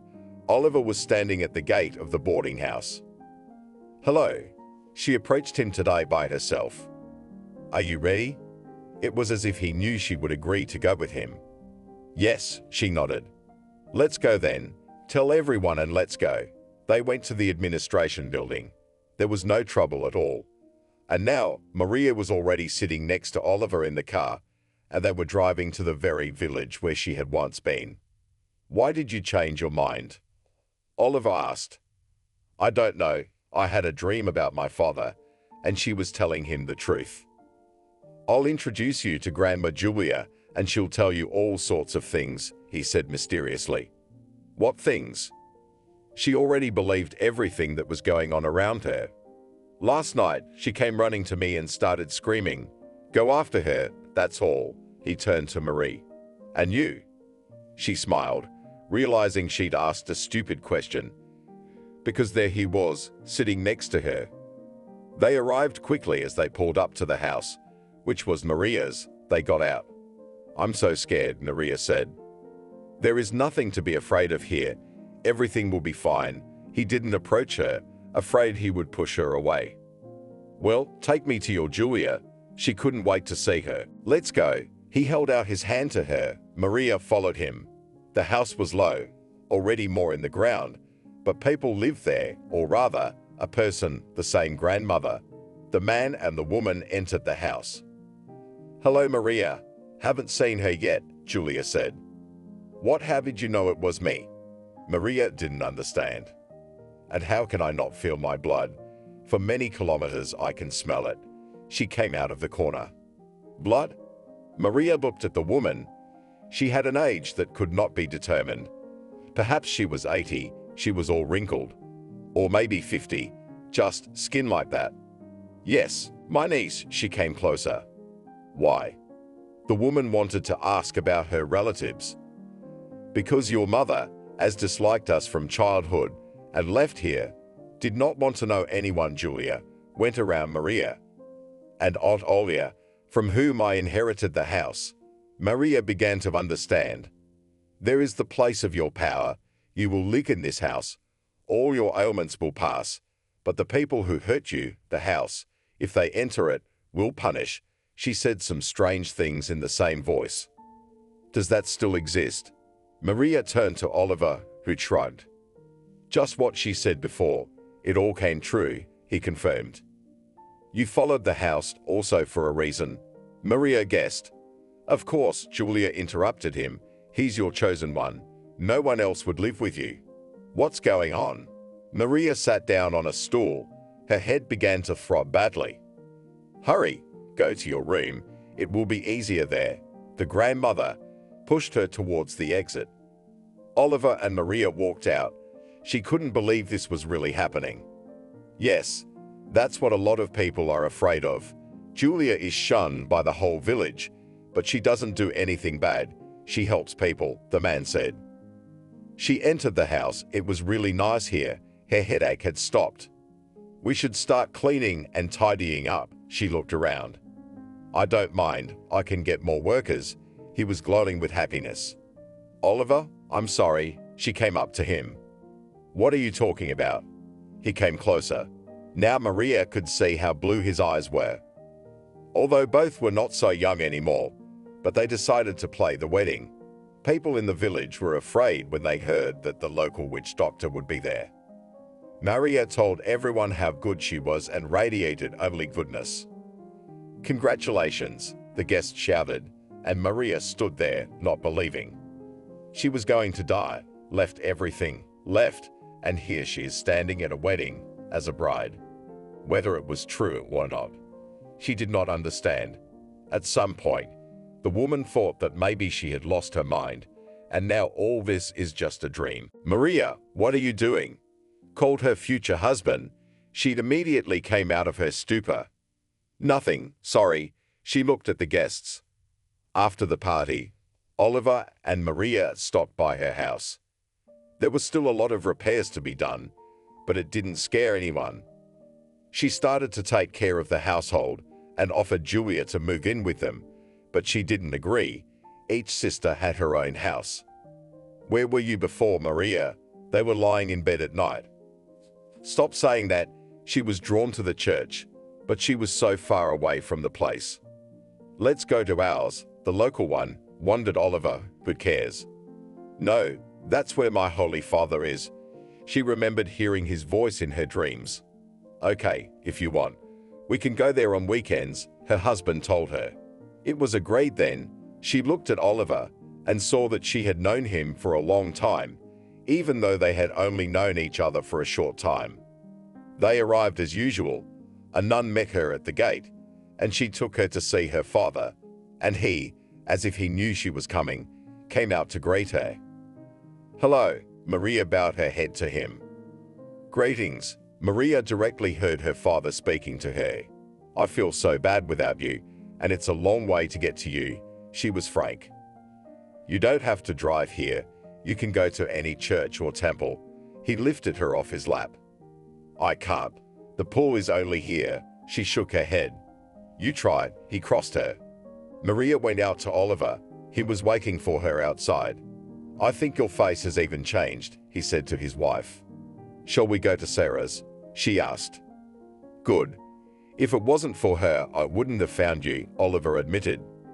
In a short time, they were already sitting at the woman's house in the kitchen, drinking tea.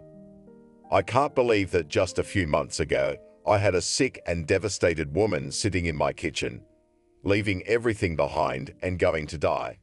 And now here sit a husband and wife who are ready to still be alive and living, she smiled. I can't believe it myself, Maria admitted to her.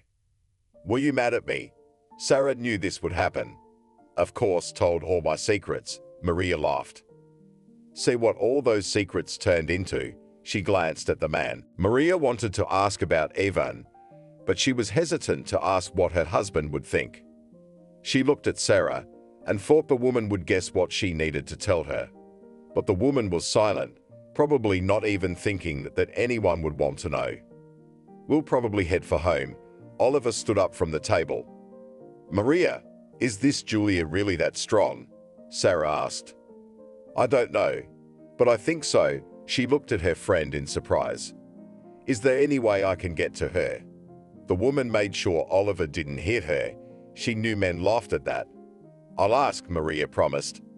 They got into the car. Let's go before the town ends, Maria turned to her husband. Maybe we could stop at a store and buy something for the house, she told him. Which one do you want? He was ready to fulfill any wish of his wife. At least in this one, she pointed her finger at the curb. Agreed, the man stopped. They got out of the car. There was so much in the store that the eyes were scattered. At some point, Maria froze on the spot. Oliver was carrying boxes, so he bumped into her. Maria, are you what? He set the load on the floor, looked. The woman stood looking forward, and there was a man and a woman. Maria muttered Evan. Evan, she said. Who's that? The husband wondered. This is my ex-husband. She shifted her gaze to his companion. It was Emma, but she looked different from the last time Maria had seen her. The woman had aged. There were a lot of wrinkles on her face. What's wrong with you? She asked her friend. It's all your fault, you said. She wanted to attack her, but Evan wouldn't let her. I thought you were dead. He said, I thought you were dead. What are you talking about? My wife is alive. Oliver stood in front of her. I don't have anything against it at all. Evan spread his hands. He nudged Emma and they walked on. Did you love him? Oliver took his eyes off his wife. It doesn't matter.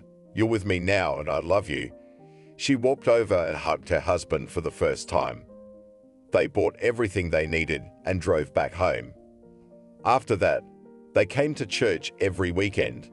Always after her visit, her father came to her in a dream and told her something, which then came true. Maria, Sarah came to see her. Julia agreed to take her in.